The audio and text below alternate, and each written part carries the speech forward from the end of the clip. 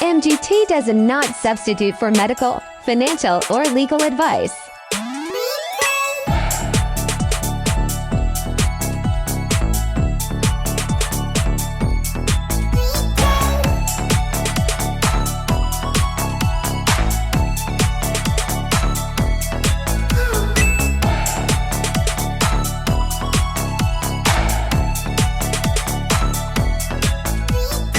Hello everyone and welcome to MGT. I'm Monique. And I'm Lainey, and we have the cheat codes to the simulation. Today we have Alexis on the show, aka Ascension Diaries. And she is the resident space weather expert. She is my go-to for Schumann resonance updates. Basically, she has a psychology background and has linked and studied the electromagnetic field and how it affects us. You know, there's beings that will put on a wedding band and wear it their entire life after. And my body was like, no, like I can't do that, because I was just being weighed down. On my feminine receiving side, the left finger is where you're supposed to wear your wedding band in the cultural traditions. I'm here to reprogram and rewrite things, loosen up the rules a little bit, find balance again. It's imbalanced to wear a precious metal on only one side of your body. It will throw you off energetically. I love wearing it on the chain on the middle of my chest because it's a balanced area for these fields to interact with. It's actually just mind-blowing, and she has got all the cheat codes to get you through your ascension journey because it is the Great Awakening. Today's episode is so huge. I think we ended up going for about 3 hours, but honestly, we covered anything and everything so that all the cheat codes are in there. Everything from the quantum financial system to the Galactic Federation of Light to plant medicine, shamanism, astrology, collective consciousness, like religion. Gosh, like we really, It's huge. It's a big one. we really just went wild. We did. Absolutely. Guys, if you are listening on Spotify, please like, share, and subscribe. And also on YouTube, please like, share, and subscribe, and drop us a comment in the comment section and let us know what you thought. Well, welcome, Alexis. Thanks for coming today. Hey, How are you? Grand Rising, how are you? I'm good. How are you ladies? Oh, so Wonderful. good. I like your background. It's cute. Oh, thank you. Very on topic. I try to be. Started in the same story. So what time is it where you're at? Did I get you up really early? 5 a.m. for me. Yeah, I was gonna say. I was just saying to Lenny, I was like, when my alarm went off at 4:15 this morning, I was like, shit, it better be a good episode. I'll do my best. No, that's thank you why so much for coming on. That's why I was hustling an extra hour so she didn't have to get up at 3 a.m. Of course. Yeah, that makes sense. Yeah, you should have told me. I would have pushed it even further back. I'm sorry. no, it's It's all fine. good. I was like, oh, this is perfect time for me. That's when my brain is like on. She always makes me record at like the middle of my night because I like to go to bed at like 5:30. So I'm like, this is payback. I see. The tables I'm here have to turned. deliver the karma over here, I guess. Exactly. Hence Sorry my to do it. glasses. I'm like, cover up these bags, and I've got my coffee still. I'm like, wake up. Well, hopefully I can wake you up a bit Yeah, with some absolutely. interesting topics. Whereabouts are you? I'm in Sedona, Arizona, USA. Oh, cool. Lovely. Yeah, it's a good spot. That's If my you know other about it. thing. Yeah, I was like, oh, maybe I could live in Sedona. Maybe that's where I need to move to. It's a good spot. I mean, you and many others have thought the same thing in our Yeah. community for sure. It's very popular. Oh, Yeah. wow. Yeah, I always see you on your hikes and stuff. I'm like, it looks so cool. Yeah, it's beautiful, super Yeah. accessible. I love it here. Oh, The nice. community there looks Yeah. really beautiful as well. Like all the things you post, I'm like, oh, my people. We're having fun playing outside. Sometimes.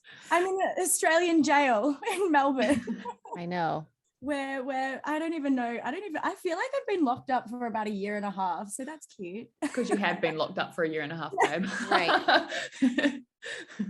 You have. But welcome. Thank you so much for joining us today. We are so excited to have you. I guess you were such an influential part in ensuring that I was not crazy, basically, about a year and a half ago.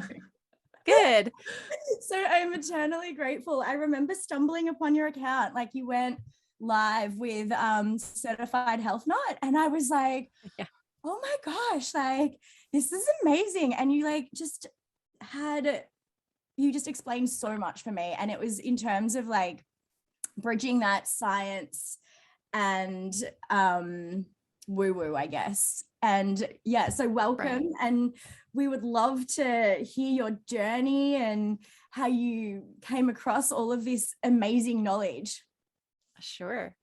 I'm happy to be here. Thank you for having me. I like doing these. I like to go on people's shows who are creating content for people I could never reach. So I appreciate it. And my journey has been a lot more intense since 2016 started. I would say that's when things really kicked into high gear for me, when I learned about this particular influence after I had just graduated from a psychology degree. And then I learned about the impacts of the solar radiation and so on our brainwaves. And I was really upset, very, very upset that I had read so many flippin' books about it, and something so much bigger, so much more global, so much more powerful than medication, hypnotherapy, running, like things like that they say to help you deal with symptoms that you struggle with, and the symptoms I went to school to try and mitigate, not only for myself but for others. I was relieved and upset to read that the space weather basically is the end all be all, the beginning and the end of how we, as I would say, autonomous creatures, are affected on the daily basis. And of course, we understand weather. We understand that the rain can mess up your day, or the temperature can mess up your plans. But what actually causes that weather is space weather. And what is also a major part of the unknown area is how intrinsically our brainwaves react to our own atmospheric song, basically, because we were grown in this song, so we respond to this song. And when we leave the atmosphere and so on, that stuff was really fascinating, because I was also getting really into secret space programs and hybrid children and aliens in general, and I'm trying to understand what that really was. And I've used this technique of watching space weather to learn about natural space weather, modified space weather, and extraterrestrials as well. So I've kind of used it as, and of course, like the potential that there is an ascension or a shifting in consciousness towards a more conscious experience. And so I wanted to study all that stuff together. And I used social media to do it because I didn't know any other way that was allowed, basically, because I had just left that system and realized how stupid it was, and the rules, and just ridiculous. Like there was no true conscious connections of really wanting to pursue knowledge, really wanting to help people. It was more of a system of just moving people through and getting money and putting people in debt and so on. So I know most people know that now, but that was even just saying that stuff even back in 2016 was a little bit like, oh, you don't believe in the education system? And I was like, no, I am 100% pissed, and I have to do all of this myself now because I don't trust anybody.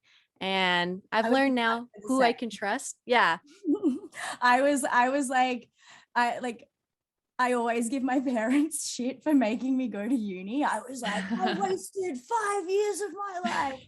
But yeah, it's just unbelievable, like how unprepared you are for the world after. Yeah, true. And like what they miss out. But Yeah. I just totally interruptosaurus you. But I wonder, was that moment in 2016, like, was that your like pivotal awakening? Yeah, I would say so. It was one of my pivotal awakenings, the one that more so gave me the purpose, like what I can actually do with my time. The previous awakening I had was in 2010, around when I was in 11th grade. That was a big time. Wow. When I realized my grandmother was going to die of cancer. That's what they told her. They were like, you're dying. Like, basically, sorry, you're going to die. And at that age, I was like, what? Like, I don't know what to do. And figured they would have a better idea of how to deal with the situation. The adults, they didn't really. But what I learned from that and what I was gifted from that situation was more of my spiritual awakening at that time, which was learning about people dying on the operation table and what they experienced before they came, when they came back to the table and told their story. Even children who had, died and then come back, telling stories of them walking around, floating above everybody, going to speak with angels and all these things. And it was very common. And then I was learning about I didn't do them then, but I was learning about psychedelics potentially having a similar experience like DMT.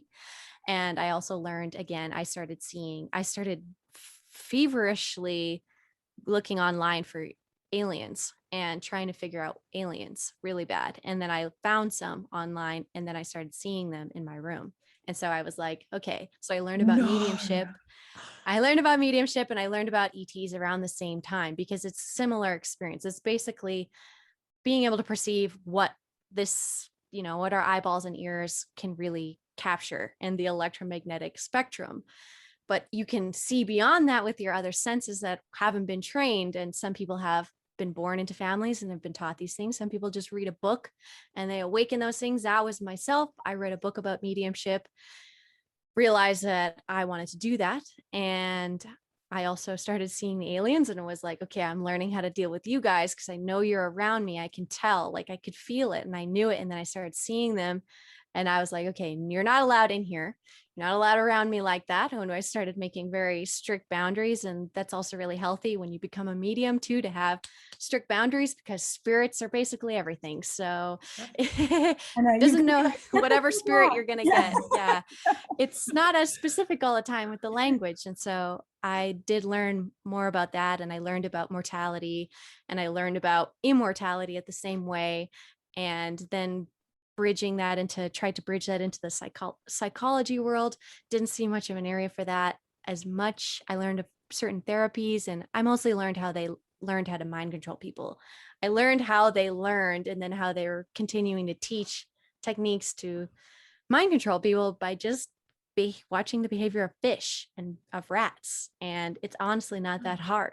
And they figured out that all of our entire commercialism is based off of what the rats do or the fish in the tank. Like it's all the same stuff. It's deeply evolutionary.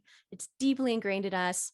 And it's just being exploited on purpose. They figured out all these little things that are ingrained in us and then how to exploit it the most and how to basically make us want to die, but not be too afraid to die because we didn't have the spiritual core either. So wanting to die and being afraid of what you could, what would happen next. So I wanted to solve all those problems for myself and then for other people. And somehow space weather became that bridge, but it was a journey of basically self-confidence because I didn't know if I was saying anything true.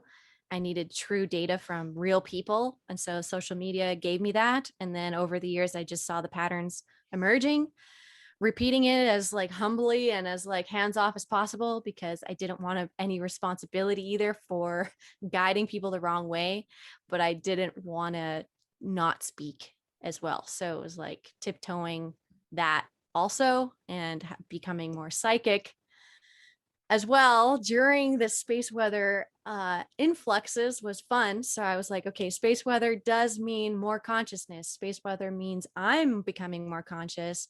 And this has to just be a diary basically, because I don't know what I'm doing. Got to do it day by day. I'm not going to claim to know I know what I'm doing, especially at my age. I just never felt that was appropriate. I was like, I'm still in discovery phase of my life. Like, I'm not trying to tell you anything, but I am also trying to. How old are you? Just out of curiosity. This is my 28th year. So I'll be 28 in like a month.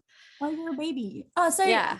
I was trying to remember like your star sign. Are you Libra? I'm a Libra. Yeah, that's right. I was like, I feel like you were Libra, Aqua rising maybe, and then Scorpio moon.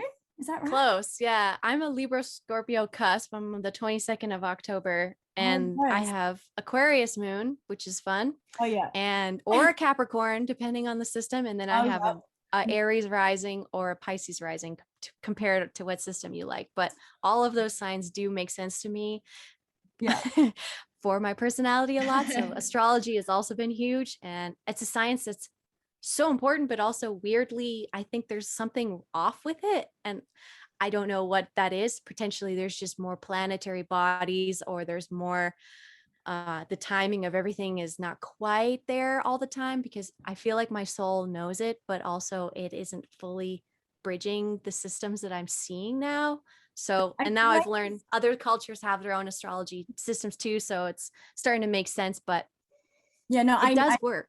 I hear you. It's like, there's like certain, like for me, it's like, it makes a lot of sense until you like hit a certain point, and then it's almost like you can break that coding, or like at like a quantum level, you can like rewrite it almost. But true, yeah. But then also it has been tainted in some aspects. So it's like, it has to be. It's like, have they tainted this aspect of it, or have they? So it's like, yeah, the discernment, I guess. And then obviously it has like such a bad rap in, I guess, in Christianity, in the mainstream, or yeah, exactly.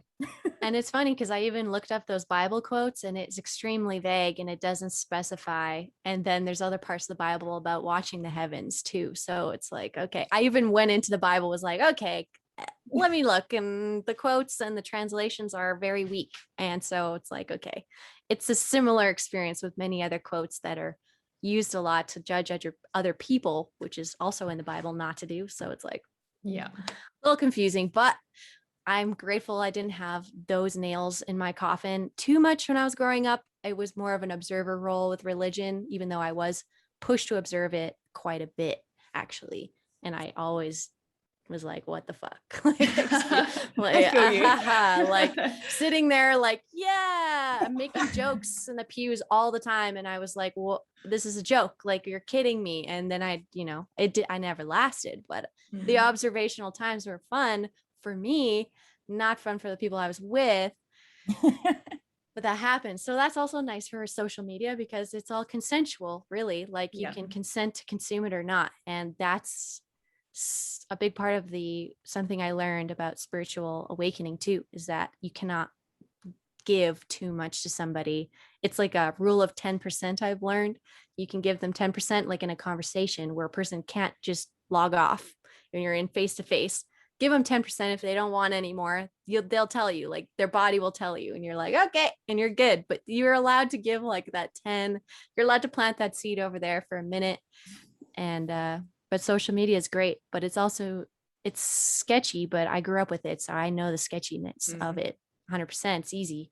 But with the spiritual growth, and then people then copying also my particular, I don't know, project, because I knew I was the only one on Instagram doing it when I started, because I looked it up, like you couldn't find it. So I was proud of myself. And then Facebook too was creeping on. I learned about it from Facebook, from Dr. Joe Dispenza. I learned about the Schumann resonances. And that was just on Facebook somewhere. And I was like, this is serious. And then I saw people sharing the charts, and I saw them blatantly misinterpreting them just by eyeballing it for like a second. And I was like, you're reading that wrong. Like, it's right here. Like, can you not see this chart? It's read like this. I don't know. I took a jillion tests on it just like a minute ago. Like, I know how to read these things. And so I went into it and started interpreting them myself. And now I'm seeing people interpret the charts with a whole other flair of, I would say, like astrology and mysticism mixed into it, and psychic insights as well. But it's very personal. And in my opinion, it's very subjective. So it's like, you're experiencing this. That's great. That's been my whole blog. Like, you're experiencing it. Great. Tell me what it is. Tell me how you're experiencing it. It is happening. How are you experiencing it? But if you're saying that your experience is the global experience, and I've had people literally message me saying, I must repent to them basically and worship them because they are the people making these space weather moments happen. And I've been like, sorry, you're talking to the wrong lady. Yeah. Like, you may get that with some of your cute new followers, which I don't agree with either, that you're just dragging these new people into this some type of guru worship or whatever. I'm always like, you need to do more shadow work, babe. You're not the king. Yeah, like that's a good answer. I mean, that's a ballsy answer, but I like it. Like, you maybe not today, not today, sorry. And I have to stop myself because I do have that fiery side too, where I've always been like, whoo, like, you're not Aries talking to the coming right through. lady. I'm like, sorry, but please just go, like, save yourself, man, like, get out of here. And yeah, I just find block that those people. wild when people it's like we're as a collective, we all have like a piece of the puzzle, and then the people that are like, no, Yeah, everything that I think is right is like I always tell Mon, I think there's one person online that like obviously triggers me. Like, We're not going there this morning, babe. no. Like, she's leading everyone astray, but then at like the same time, I'm like, good on her for having the balls to talk about it. I guess that's why we're here today. But and it kind of it motivates us to be like, wait, we better say something because someone's not doing it justice. And it's a motivator. And I guess like your knowledge is so like incredible because you have bridged, like, for me, the like you've put those gaps together. So like I know when I post the Schumann resonance, is that how we say it, by the way? We have I like, struggle. Yeah, I'm like, but Schumann. honestly, really, who cares? Because like I'm learning the guy was like full on involved with all of the frequency war stuff that the Nazis got into and all that. He's a German man, and he got paper clipped over to the USA. It's on his Wikipedia page now. So I'm like, yeah, call him whatever you want, because honestly, it's not his. It's not his frequency. Just because his name's on it is pathetic to me, honestly. And it's embarrassing sometimes that I've been the one tweeting his name the most now, and I'm learning these things about him. I'm like, we hate him. sneaky boy. But there's got to be something. I mean, there's got to be a reason. He may have been a benevolent guy who's just a scientist. Part of it got roped into it because of the time he was born, like the time we're born in, and how I jutted my head into this field. I also was nervous about who I would end up mixing with because I wasn't stupid. I was like, you're treating us like we're stupid. I'm in the class that you treat as idiots, but I'm trying to push my head out of that class and into seeing what you guys are doing, the aristocracy or whatever, that other layer that is the slave owners in a way, but in a fancy term now, but really running the universities and running the schools and running government and blah, blah, blah. Like, that's all bloodline stuff. That's all family stuff. It's about who you know. And the science and the shit that they talk about is all like, there's so many layers of people out there that I know things. And I'm like, they're watching me on YouTube and not saying anything. Like, it's freaky. Like, I can tell. I know I'm being looked at. And it's like, okay, but why? Why am I this person? Why am I coming from civilian, don't know shit to You're speaking truth? Yeah, you're speaking the truth. You know a lot of things, and I think like you'd definitely be on their radar for keeping track of. And they'd be like, "How does she they're know?" on mine? They're on mine too, and I'm like, I want to find you, like, Yeah. in some form. Like, you know, the astral plane is a fun place too, and like learning the spiritual war as well side of things. So to even put your face out there and boldly say what you say, they see you, but they know that you see them, and Exactly. someone's always watching. So like, you can't get away with anything. I know. But, I'm always in my computer like, I know you're watching me. Well, I mean, I'm like even that crazy person, cosmically. like, oh, grand morning, Archons. How are you today? Sure.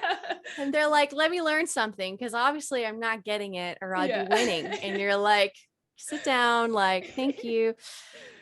You're cute, God. but so for the beginners of the, I don't even know how I'm saying that, Schumann, yeah. Schumann, for the beginners that obviously don't know what this is, could you explain a little bit more about the frequencies and how they affect us and how it kind of happens? Right. Sure, I can. And this is what they say online. This is the public stuff. So what they say is that we have a cavity from the planet's surface to all the way out, like hundreds and hundreds of miles above the surface. And there is a electron sort of layer or a plasma layer on our own planet they call the ionosphere. And then beyond that are the many bands of our magnetic, because we're basically, our planet's a magnet. So there's all these magnetic lines around it, just like those little magnets at home. And those magnetic lines are what everything hits first. All of the energy that comes towards our planet hits the magnetic lines, and some of them will compress and cause and funnel that solar wind and stuff to the poles, causing aurora. So that's a normal thing. So when the solar wind's going a little bit more, it's always happening, but when it's getting a little more from a coronal hole, solar wind gets more intense.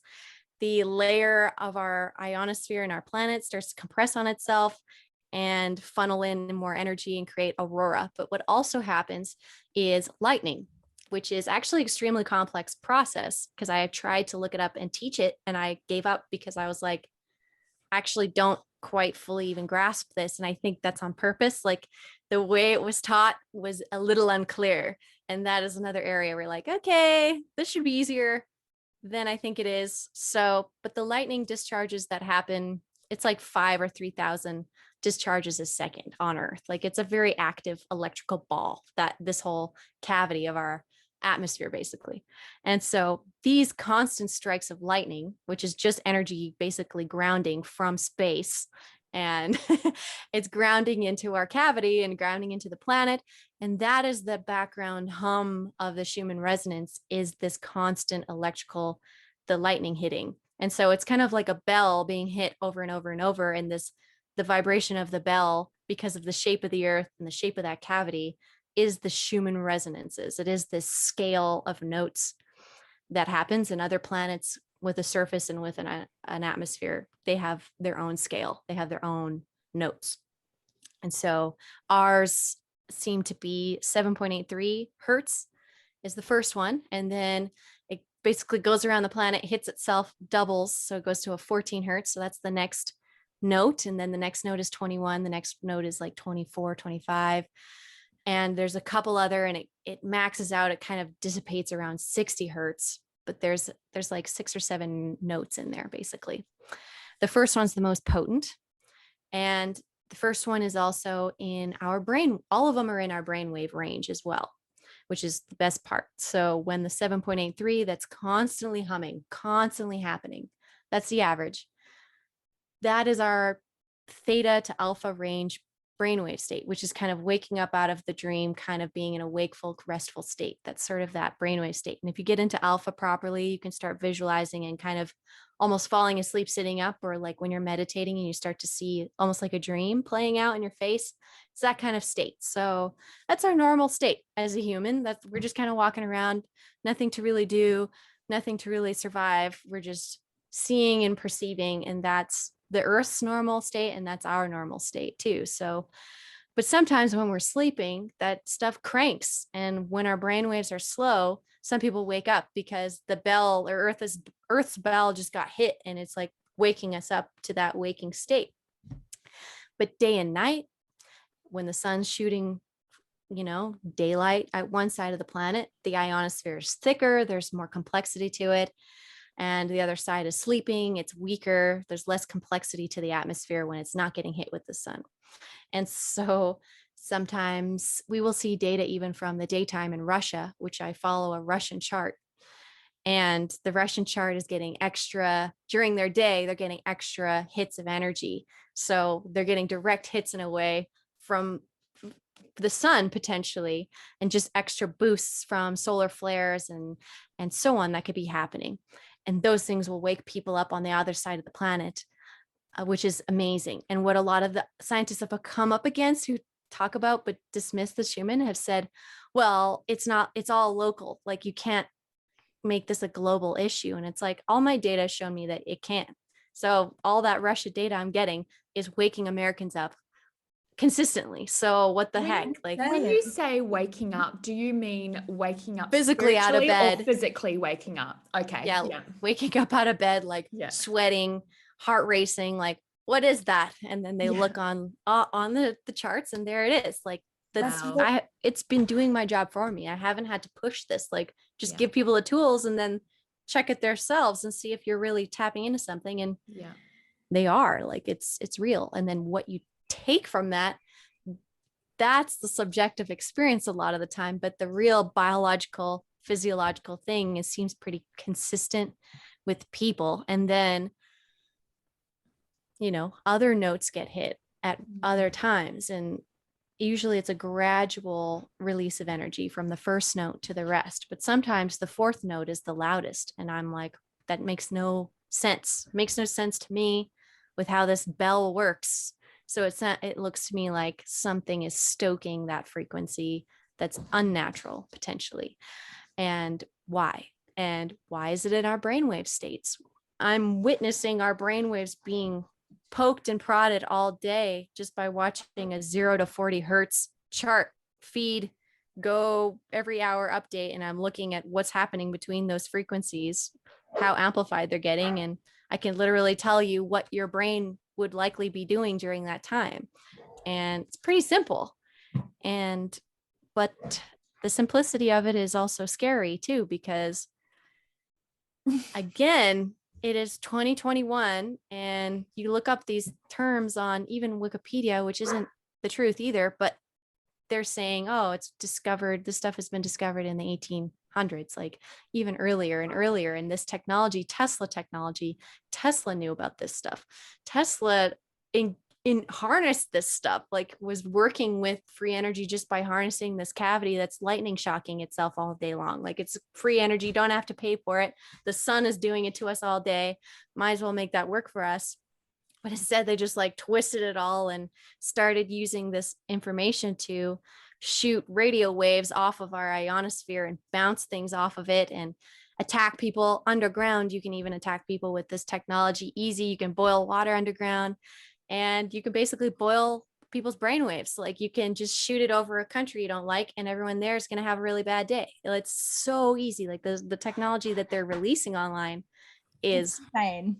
Yeah. And it's so globally bad. And then you're like, this is from fucking 90 years ago. Some of this stuff, you're like, what are they doing now? It's just absurd. And I know that's the same thing with automobiles. So it's easy to see that this is a pattern, but that's another thing that's been frustrating. And also like, what do you do when you learn these things? What do you do? Is there anything you can do? And I guess my choice has just been to inform people and ask the same questions over and over and over and over and be like, tell me, like, what is it? And my guides keep showing me things. People will randomly send me things. Nothing's really changed the theories. Like it seems pretty steady. The only thing that's been a challenge has been people now who are believing the earth is on a flat plane and they have a different model of understanding of where the planets are, how big they are, what they're doing, astrological. Don't know how any of that actually works, I'll be honest. And I haven't looked too much into it because it just doesn't resonate with me as an intuitive either, and as alien, really. And the aliens and all my astral projections, that earth is round, like in my opinion, in my perspective, where I'm living. So I've had that fun too, being like, I was actually going to ask you like what version you prescribe to. Like, is it like, because there's so many versions, right? Yeah. So like lately it's been like flat, round, hollow, like, or a donut shape. Donut shape. Yeah. Which is cool, but the rendering one like got me as well. Like, depending on the collective consciousness, like it changes with the collective, and I was like, "Whoa, I love that." It would. Yeah, it would. It is interesting. Yeah, the collective consciousness was another huge thing. Like learning space weather and then learning collective consciousness, I think, happened in the same day for me, realizing, and I was like, well. Better take care of that, because if we are even if I repeat the same question or I repeat the same data over and over, it's going to inform the collective consciousness and it's going to give me more information just by one person inputting that. So it's pretty crazy. So I wanted to push on the collective consciousness and see what I got back, but instead of actually informed a lot of the collective, which was good, but wasn't what I was fully even expecting to happen. But I've informed a lot of people, and more people than I realize. And it's intense too, as well, to do that as a person and put your face out there and be an avatar. People can just see in dreams all of a sudden because they've seen your face, and they can refer to you or talk about you in any way that they want. And that kind of energy as well, it's been interesting. But the collective consciousness in general tends to respond really intuitively to this information. And it's gotten easier to explain it just to anybody. It used to be really hard to even get anyone anywhere close to what I was talking about, but it's gotten way easier now. It's almost like second nature for people to be like, oh yeah, that makes sense. And you're like, great. It's like that monkey experiment. Yeah. Do you want to I guess, because like a lot of our followers are kind of like new to this game. So like, do you want to like take them through that maybe? Yeah, like an example of collective conscious or quantum biology basically is something they call the 100th monkey effect. And it's about washing sweet potatoes, basically. Monkeys on one island learned to wash sweet potatoes before they ate them. Instead of eating it and trying to pick off the dirt, they just rinsed it and started eating them, making it a much easier process for them. And monkeys, same type of monkey, but different clan on a different island, basically started performing the same behavior without any way to teach them. So that sort of thing gets repeated over and over. And now they know that they can take one of your cells basically and shoot it off into space as far as possible. But if they electrocute you, that cell is also going to be like, ugh, and like start freaking out. So the quantum field then becomes a part of that conversation. Like, you're never detached from yourself. You're never really detached from anything. And even thinking that there's any space between you and our own sun with the quantum understanding is a fallacy, because there is no space between you and anything else with the quantum understanding. Everything's being affected at the same time. So they'll say that solar flares or solar wind takes 8 minutes to get here. But that is in a way a lie, because I've also learned that the heliosphere of our sun, basically its atmosphere, it stretches far beyond us and our planet. So everything that happens on the surface there is instantly happening where we are as well. So I always say that to Mon. I'm like, I swear I get it earlier than everyone else. You do. Or you can sense it happening before it even comes up. You're like, it's coming. And then give it 10 minutes and we look and it's like up. Yeah, it's so funny. And it's like, because I would always be like, why am I feeling this way? Like, and then I would I'd check my app, and then I was like, oh no, it's not here. Like, I'm going crazy. And then I would be like, I have this process now. It's like, I need to ground, and then I pass out. And like, all my friends are like, oh, they send me like a screenshot and they're like, you're asleep, aren't you? Like, you've passed out, aren't you? Consistent. Yeah. Would you say that you have like certain symptoms, or have your symptoms stopped now that your body has like reached a level of density, or like released a level of density? Or I mean, people keep telling me that will eventually happen, but again, the theory is that the accelerated changes now are of catching up on everybody, and no matter how woke you are, it seems like they're still getting their tests. Like, some people seem to have been able to race ahead a little bit, but they're getting caught up now with the symptoms. And most of the symptoms tend to be, it is a premonition feeling. That is the best symptom, is the premonition that something is changing and that something is going on. And as raw and as indescript as that sounds, it really is as simple as, watching even the birds, like a canary in the coal mine. The canary doesn't think about it. It just experiences discomfort and then it makes a sound, basically. And the animals do the same. They're like, they start grumbling and then they fall asleep on the ground for a nap. You don't think about it. But if you're at work and you're a human being, we have way more expectations on ourselves to just be extremely consistent machines, especially women, whom are also even more affected, I'd noticed, from obviously the moon and these things. They are more sensitive, but again, women are supposed to be the sensitive ones. Like, that is our design, really. We are more connected to the divine side, so we can keep having kids who are from there. And so, yeah, that's preemptive gut feeling, or a solar plexus feeling, or in the heart. I'd noticed it's in the body. The heart a lot. like this anxiety, really, it tends to be anxiety, or it tends to be a total shift or a total change of polarity of the trajectory of what you want to do with your day or what you were thinking you're going to do. And emotions or fatigue or nausea is another one, or basically feelings of something's coming, that instinct, like something's coming. And it's getting further and further away from the data too. We're before all of the data now, a lot of people. So they have to wait an hour before it shows up anywhere on any of the charts. And sometimes, and on the most famous attempts, I would say, where I'm getting a lot of preemptive information, people messaging me like, what is it? What's coming? What is it? And I'm like, it could be this, like it could be this sunspot basically turning towards us on the sun, which could obviously changes the magnetics of basically all the planets because it's so big. And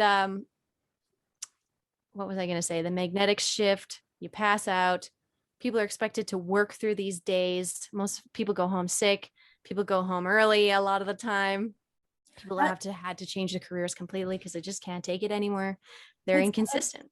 It's so wild to me because like I'm a little bit like I kind of like categorize everyone's like ailments and like and in the like when the spikes are coming. And I've noticed like over the last 18 months especially, like my mom was in hospital this week because she had like all of this stuff happening, and I was like, oh, she getting blasted by the CMEs, and like she had all these tests done. They thought that she had like a little jabby jab action because her heart was like showing that she'd had the same levels of like heart attack as the person next to her who was like quite young and had received the same thing.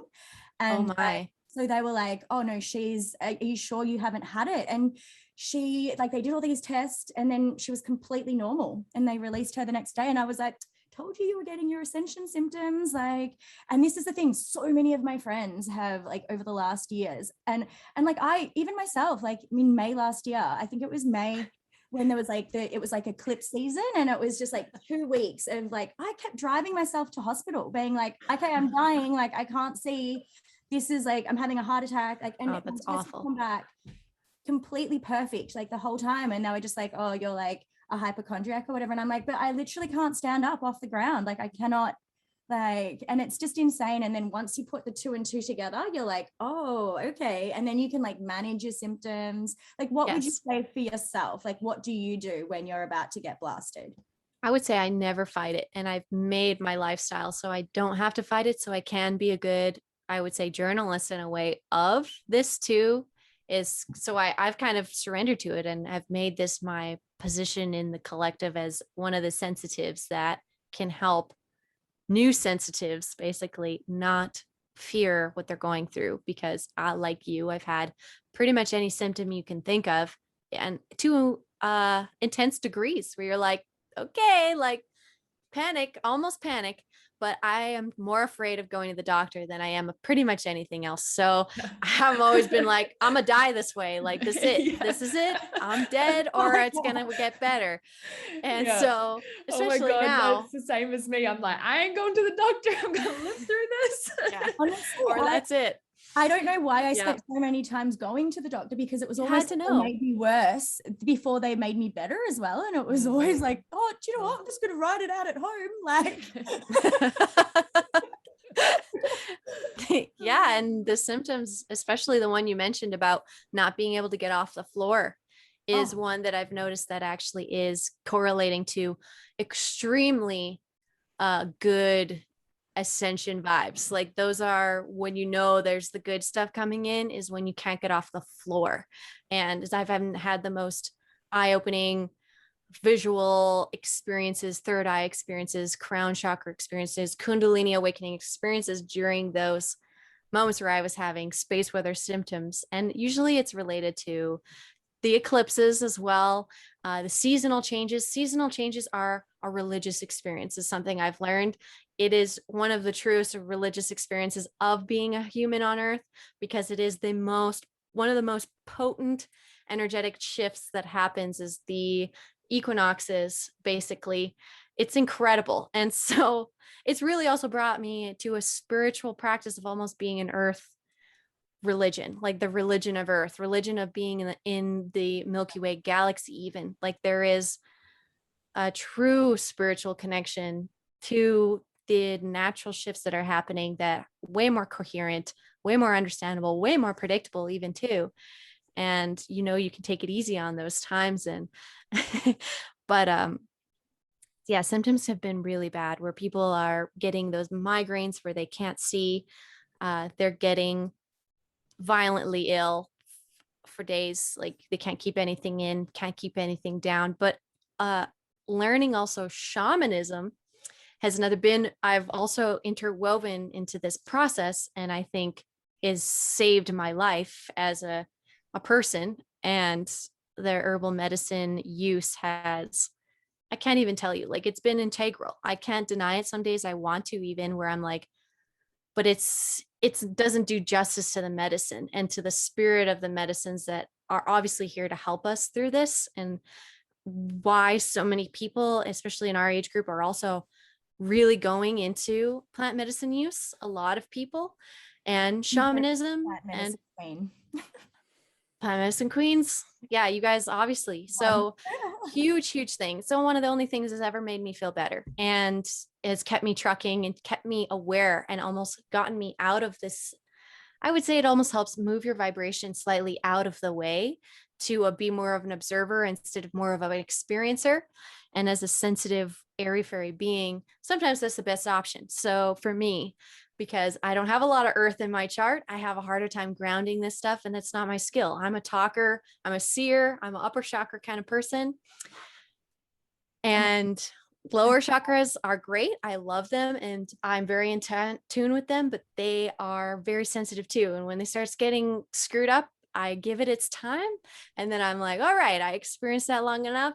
Time to go into shamanic practice, basically, and time to deal with this the way that I and my ancestors basically have pushed me towards.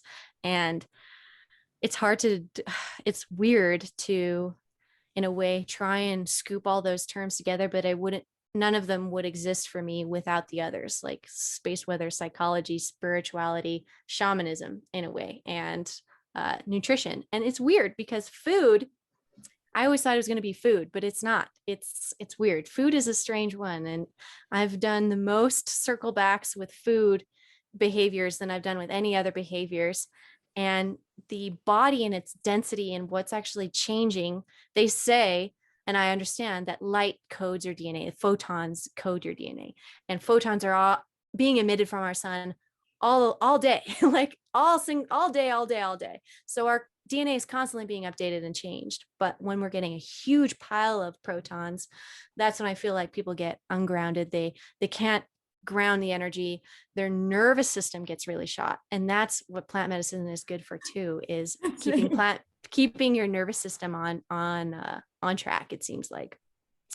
So anything with the brain and anything with the spine and any nerves in your body tend to be one of the first things that people notice issues with, which is basically everything. Like your nervous system allows you to feel. So that is vague, but nervous system is the key. It is your electrical grounding system. And just like the lightning on earth, you have to ground that lightning too. And if you're wearing your rubber soles, if you're not going outside, if you're not getting the sunlight, you're falling behind evolutionary wise. Even you're not coding to your environment, you're going to die off because repeat is the exactly only option. You have to. And the evolution, they say, is like, oh, you can't even evolve in a lifetime. You can't even, and they say that in popular science. It's such a joke. Yeah. And you're like, evolution's happening every single second. And your you're DNA like, oh, is baby, not the same. I evolved in one whole day, so you're wrong. You're done. Like upgrades, did you? No. Yeah. They're looking at the wrong stuff. Like they're looking at rocks or something because it's a joke. And so it's been great to learn. I'm so curious because, like, as you were saying, like the food thing is like something that we discuss and we like oscillate between like fasting and like for me, grounding, and like it's honestly just the state of my nervous system. And like, what do you do? Like, what would be like a normal day lifestyle food wise? Like, how do you keep your shit together, basically. I try my best to stay hydrated and do it right, not just like with whatever water, but yeah, and out of glass bottles. Excellent. What do you like? What water do you drink? We just moved to a resource of spring water, basically a spring fountain that's coming out at one of the campgrounds. Oh, I'd say like 25 minutes away. So we have to drive out there, fill up our bottles, come home, and then we use them for a few weeks and then go back. But we used to get water in town that was like they did all this stuff to it to clear it, and then they remineralize it and whatever, and they're doing all this alchemy to it, and that was helpful. But we're trying the more natural source now, as natural as it may be, because again, I'm living in a place that is filled with people who know magic, and I'm not even kidding. The level of magicians and whatever the hell these people call themselves that live in Sedona is just like, woo, it's way up there, like, and in both directions. So being here as a psychic and as a child, also in a way of in the eyes of these people, and looking through them, being like, ha, ha, yeah, there's a weird shit going on here, you guys. And what's in your water? So I have some suspicions about that fountain. Even sometimes I'm like, some weird shit going on in this place, and like constant experimentation, not even from just humans thinking they're all that and magical, but from beings, not human beings. They're here too. Like this place is very busy, which has been entertaining for me, but it's also ridiculous because I also live near running water. I live near the creek that runs through the entire city basically and pushes all of their energy. And creeks are kind of like the plumbing energetically, and I'm right next to the plumbing of this town. And I've been clearing a lot of lower density energies out of myself more than ever. I've never had so many tantrums or freakouts in my entire life, not even from childhood, in this last year. And I can only say that it's collective energy because I've never been that person by myself. And what I do is I eat root vegetables a lot. I go to root vegetables. Potatoes basically is my potatoes and carrots. I eat a ton of.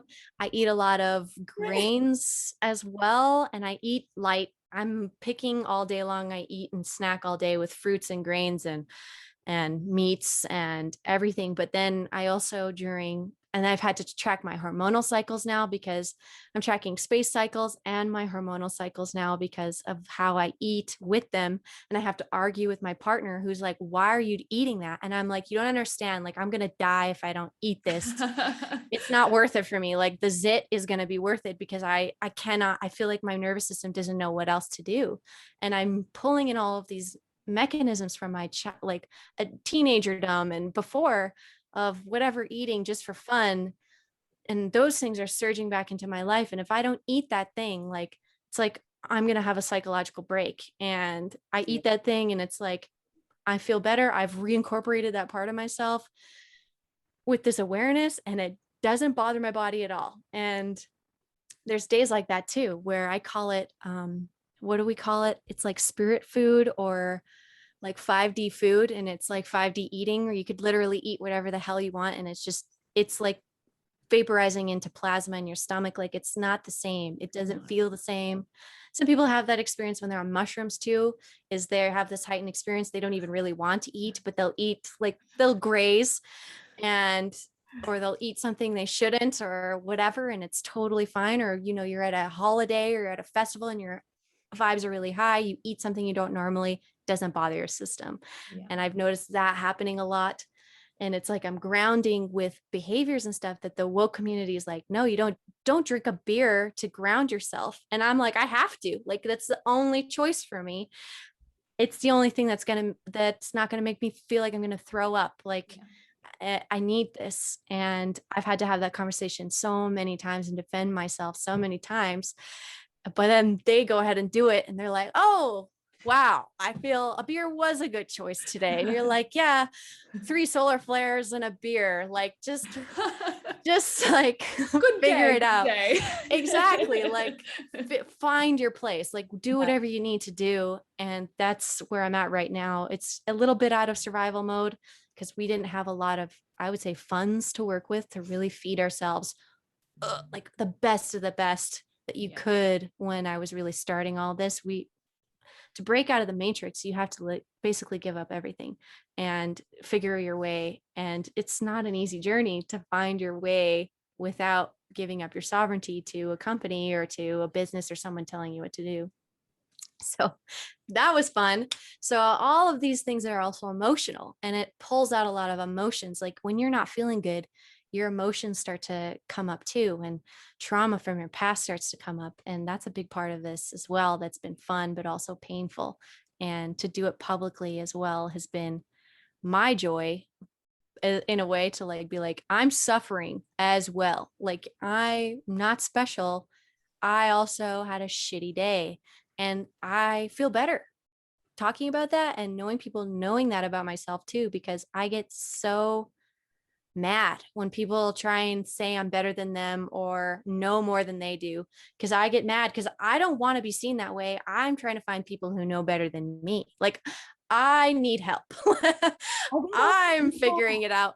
I think also people like find that of service, knowing that like the collective is feeling exactly the same things at exactly the same time. I've totally found as well. Like I've got a few friends, like obviously we're all stationed in different parts of the grid and like the ley line. And I'll be like, oh, did you feel this at this time? And like, you know, do the time conversions and like, and often like they know because I'm always posting like the graph, like they're always like, oh, like they'll do it for me now too. And like sometimes, you know, we're all on different levels of, you know, what we're experiencing at different times, depending on your circumstance or your density or your state or like, you know, what you've had on that week. So it's, it's just so interesting. And then that, you know, there's like certain people that will always be on like the same journey as you, and like it's just so comforting to know that people are like experiencing the same like electromagnetic activity at the same time. Yeah, it's been nice. It was nice from being lonely to having all these conversations and all of these people in comments, and you're like, okay, even when you really are like, okay, this one's bad, like this is a bad one, like what was that? Was that me? And then you do a post and everyone's like, I thought I was going to kill myself today. And you're like, great. It wasn't just me, man. I really thought I was going to not make it through the day today, but we did. And thanks to plant medicine again for that. Usually is like, okay, I feel like I want to die. So it's time for ceremony. All right. I tried my best and now we're going to get back in sync. But even especially plant medicine, it puts you in resonance with the plants who are literally evolving with almost no symptoms through all of this. They're not flinching. They don't care. They spend all day outside absorbing DNA, changing all day long. It's the people who deny nature who are having the hardest time, or who live in nature denying spaces like cities and so on. And absolutely. That shit ain't good for you. with the plant medicine, because I have to get into this because I am obsessed, not only with plant medicine, but a few years back, I guess I didn't know at the time, but it was like a download. So mushrooms basically for me are a huge key, like all types of mushrooms. I'm not just talking about psychedelics. I'm talking about like lion's mane, cordyceps, turkey tail, all the rest of it. Totally. What are your thoughts on mushrooms and obviously fungi evolving with all of this as well? Because the more I learn about it, it is like such an integral key to our evolution. I agree. I 100% agree. And I've, funny enough, had this I've not enjoyed mushrooms energy all my life as a food source, and never thought of it as a food. I always thought they were too alive. I was like, ugh, like they're still alive. Like, ugh, like eating dead meat is easier than eating a mushroom. I'm like, yum, yum, yum, yum. Right. And my partner's the same way. And my mother, so I had it around, but I never got it. I never got it until I did give myself a dose of psychedelic mushrooms with very little understanding of what that even meant at the time. But I was in my journey long enough where I was like, I can deal with this. Like or a micro? I was 2 grams of psilocybin mushrooms, and I was like 23 or 4. So it was fine. But what it did was undeniable. And I'm not the same person that I was able to basically reawaken neurons, I assume, in my own brain. And the other mushrooms you're mentioning also have a very similar capacity. It's a very mushroom-like thing to work with the nervous system and with the brain cells and all of it and our blood. And I've learned now spiritually that the mushrooms that I've eaten as psychedelics, at least, are a part of an intelligence. They are an intelligence. They helped me, and now I help them experience life as a human woman. They got to see my perspective as I got to see theirs. And that's kind of the give and take. I didn't know that at the time, but that is something I always now tell people, like, hey, they will live in you forever if you let them in. So they'll live in your brain basically for the rest of your life.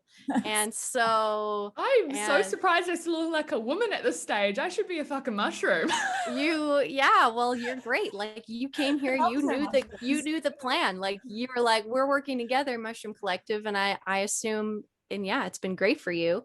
You look very healthy. And it's the mushrooms. It is. And how they also go for the different organs and how each mushroom now has its own specialty and so on. And I've definitely worked with them. I have not put it into my diet in an intensity that would, I would say, produce like proper patterns and results for my health growth so far, because it's, again, me and mushrooms that are like I don't ever get a thrill out of engaging with them. It's more so me going, I need this for my health. And as a cannabis user, having mushrooms also helps deal with the chemical imbalance of smoking weed too much, basically. So it's like this back and forth I do to release and pull and move my chemicals, my hormones around to try and find an equilibrium. But I am all about mushrooms and I'm so supportive of them. It's so interesting how you just said about the chemical imbalance that marijuana,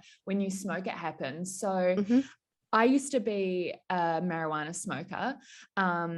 No problems whatsoever. It didn't make me sluggish. It just made me feel great. Like I wasn't like sitting there all like, yeah, I'm fucking goner. It would kind of make me a little bit energetic. I'd like clean the house, like that kind of vibe. And then one day, so it was from the same batch, the day before I had smoked a J, totally fine. Same batch, next day, smoked another J, had a full anxiety attack, full meltdown. I was like, that was weird. And then left it for a few days, tried it again, same thing happened. And I was like, it just must have gone bad. I don't know.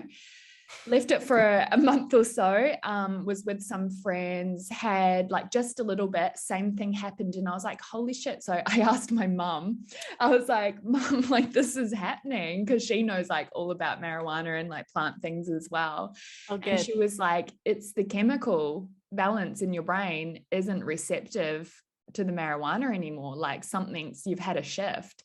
And that was about 10 years ago now. And that's why you're the mushroom woman, because you seem to be able to process their chemical dose and I can process the other better. Yeah. It's interesting. It blew my mind, because I was like, what's happening? And then when she said it's the chemical balance, and I was I'm glad she said that. Yeah. Because most people don't know. Yeah. And I hadn't gone through like any sort of, like I was spiritual, but I hadn't like had my awakening. So I was kind of like, oh, okay. Like I don't want to keep having anxiety attacks. I was literally like, call the ambulance, I'm dying. Like it was so intense. I was like, fucking hell. And people were like, you're right. Like I was like, no, I'm not okay. And then I like just literally didn't take any sort of substances whatsoever. Because it freaked me out too much. And then yeah, obviously mushrooms came into my life, and then the rest is history. Wow, that's fantastic. But with the chemical balance in the brain, like why do you think that happens just and so fast as well? Well, I think for sure it does have to do with our DNA, of course, and like what DNA you're really activated, bringing into this collective consciousness right now, and as well as, I guess I would say, I want to say childhood, your subconscious programming and how you were programmed as a child. You're either in a chaotic, not safe environment or you are. and your brain and your whole chemistry just goes, okay, we're in this system or we're in this system, basically. Like you're either safe or you're not.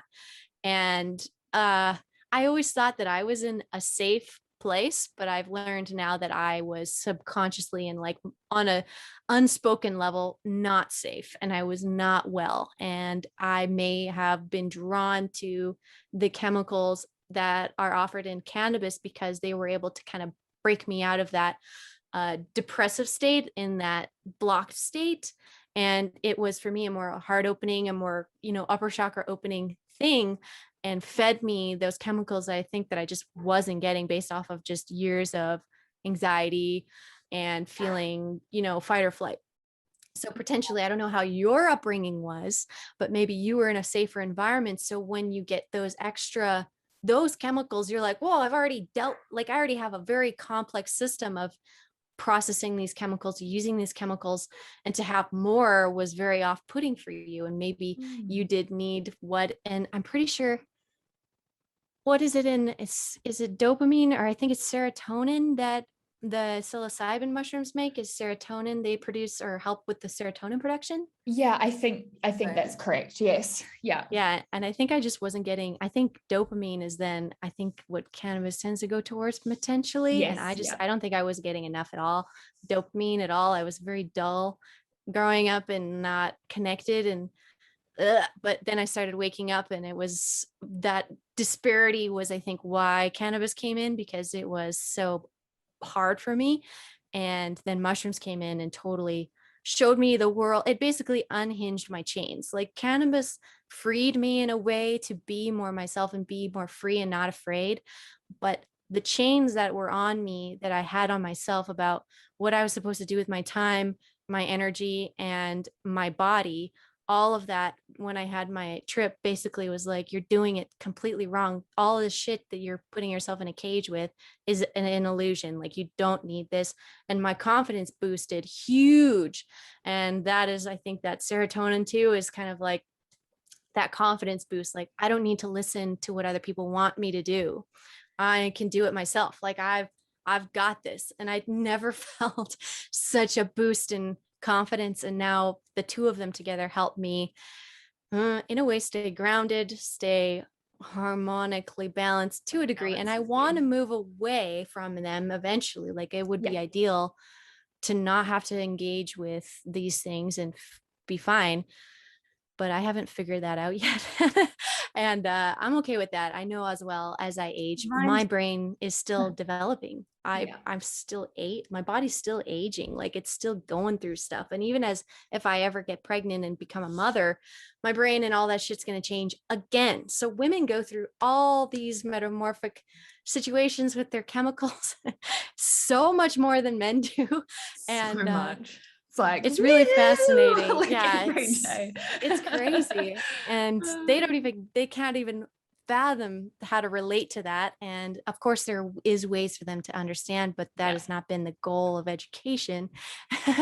Unfortunately, they're like condoms, and you're like, great, that solves all our problems. No, wait, didn't.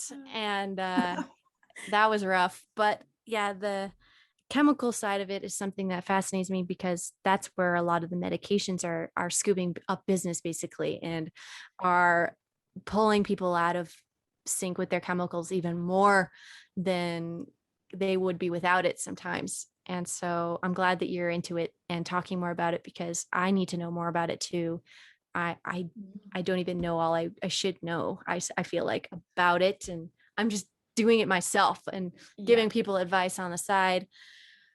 I feel like I've really only touched the very surface of the mushrooms. You know, there's so much to uncover, like the more documentaries and the more I learn about them, the more my mind's blown. Like, literally, I'll finish reading like a book on fungi and I'd be like, what the fuck? Like, there's so much to learn. Like, there's so much to learn in the way that they keep developing and stay alive, and how they like incorporate themselves into certain like insect colonies to survive. And it's just fucking crazy. And how they make themselves like more appealing, and then not only that, like their properties as well. And there's so many of them. It's just like, yeah, there's just so much to uncover with them. I think like humanity can learn a lot, and there is people out there that are doing like the research and putting it out there, which I'm so grateful for.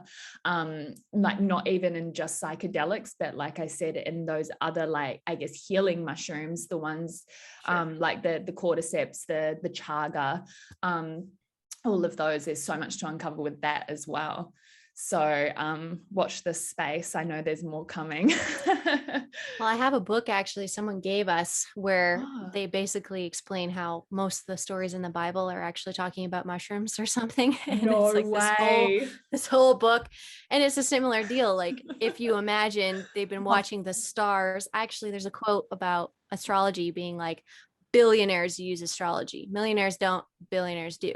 And it's like, okay, so billionaires are using this, then what did they do to make that inaccessible to the lower classmen? Like what did they take out, what did they change? And it's similar deal with mushrooms, but even more like this is the mushroom revelation that we're living in right now, and similar with astrology. But it's harder to hide the stars than it is to hide the chemical brilliance and intelligence of these mushroom species, and how ancient and how intergalactic that they are, a lot of them. And I've heard that time and time and time again.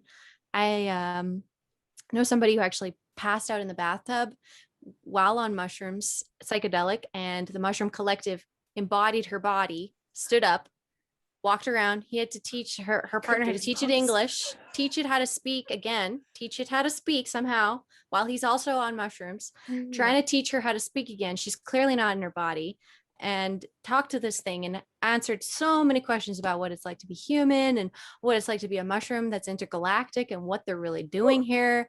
And basically that's also how I learned that they live in your brain forever once you consume them. Part of them does stick, and it's similar with actual semen with women. We will store the semen in the back of our brainstem, I guess, and DNA from men. And so we're doing it with foods too, and doing with these beings as well, I guess. And they're way smarter than us. Like they are way more advanced. We're really just like their entertainment in a way, and they also get a benevolence out of it from helping us. And obviously there's mushrooms that also kill things. So there is that side of the mushroom kingdom too, where they're like, don't mess with us because you're gonna die. Like that's it. I think for me, like I still have that whole stigma, like, you know, when people keep telling you, like we grew up saying, oh, you know, mushrooms are bad, LSD is bad. Like, so in my head, like I've done it like a few times, but like I've got some at home and I just look at it every day. And I say to Monique, I'm like, is today the day? And I'm like, no, I'm okay. Like, right. I'm like, do it. I'm gonna suffer in silence. I'm gonna pass out. Like, yeah, like for me, it's like that stigma. I don't know, like I think maybe it's like a fear thing, but also like lately I've it sounds so hectic, but like I've lost a few people in the astral in terms of like they spent so much time on the mushrooms and not grounding, and it's almost like, oh, okay, bye, see you next time. Like, so I guess there's like that fear associated for me. So it's like, because I have that like fear there, I'm like, oh, okay, maybe I won't touch that. And like knowing that you've said that it's like in your brain, I'm like, oh my God, that kind of terrible. I know, that's hectic. I didn't know that. It is hectic. That, I'm always like, enjoy the show. Yes. It's so weird, like, because even I know that I have to stay dedicated to learning about mushrooms, so much so that the building that I moved into, upstairs lives a guy who worked with Tim Leary on creating the microdosing for like healing certain disabilities and disorders and mental problems. He lives above me. I'm like, he's old now, but I still like wreck his brain sometimes, and it's just like, it's just wild. Do you know what I mean? I'm like, talk more to me. I want to know more. You're with your people. It sounds like there's definitely people like who have a specific mission. They have a specific strength, right? And we need you. We need you to follow your bliss. We need you to like fucking talk about it and do it and talk to your neighbor and like keep the community strong, because there is a fear, and that fear is only feeding, in a way, I think, the control structure a little bit, because it's like you're fearing your lack of control, you're fearing a lack of contact with this reality. And I get that, and I feel it. And it was a different reality. You do access different realities for sure. But I've only moved into microdosing. Like I just take little bites off of it, say a prayer, thank you. But I've done ceremonies too. When I first took them, I thought I was going to be serving all the time. I was like, this is my job now. Like I knew it, but it's more about conversation. I have done some ceremonies with people, and it's really awesome when you just give the mushrooms a minute and like give them some praise and be like, thank you. And like give them a nice little dish and like get some crystals around them and give them a little bit of a party. Be like, thank you so much for coming here to Earth and like hanging out. And, I'm here to work with you too. And I understand that I'm in need of some healing and some reconnection in my body and with my soul and with my mission or whatever, my soul family, and give them in the instructions, because they're so smart, like super intelligent beings. Yeah. And it's like, okay, you tell me, we'll work together, and just be ready to, be in bliss together. Like make the time and the space, because everyone around you is not going to understand what dimension you're in when you're there, and you're going to laugh at them, but they're going to be concerned about you. And so it's like, give yourself the space. That was a mistake I made, was when I had this dose, I was with somebody who wasn't on any dose, had never dosed before, and was trying to smoke weed to just hang out with me. And I was looking over at them like, this ain't the same place. Like, you don't get it. Like, we really don't. And they didn't get it, and it was hard for me, but I also felt very experienced as well when I engaged for the first time. And I was like, I know this. Yeah, it kind of gives you like a sort of wisdom that's like unexplained. You're just like, I know. Yeah. I agree. It's crazy. It's a must do, really. I think it's like drinking water. I feel like now, like, you need to do this to re-engage with certain layer of ourselves that I think that's been out of reach, and to liberate ourselves from doing everything for everyone else. It was more like a boost of, who are you? Like, who really are you? What are you here for? Like, what is your power? And I needed that so badly. I'm so grateful for that. And I moved out of my house. I moved away. I moved and changed everything after that, because I wasn't afraid anymore. Where were you living prior to Sedona? I'm Canadian. Okay. I'm from Alberta, Canada.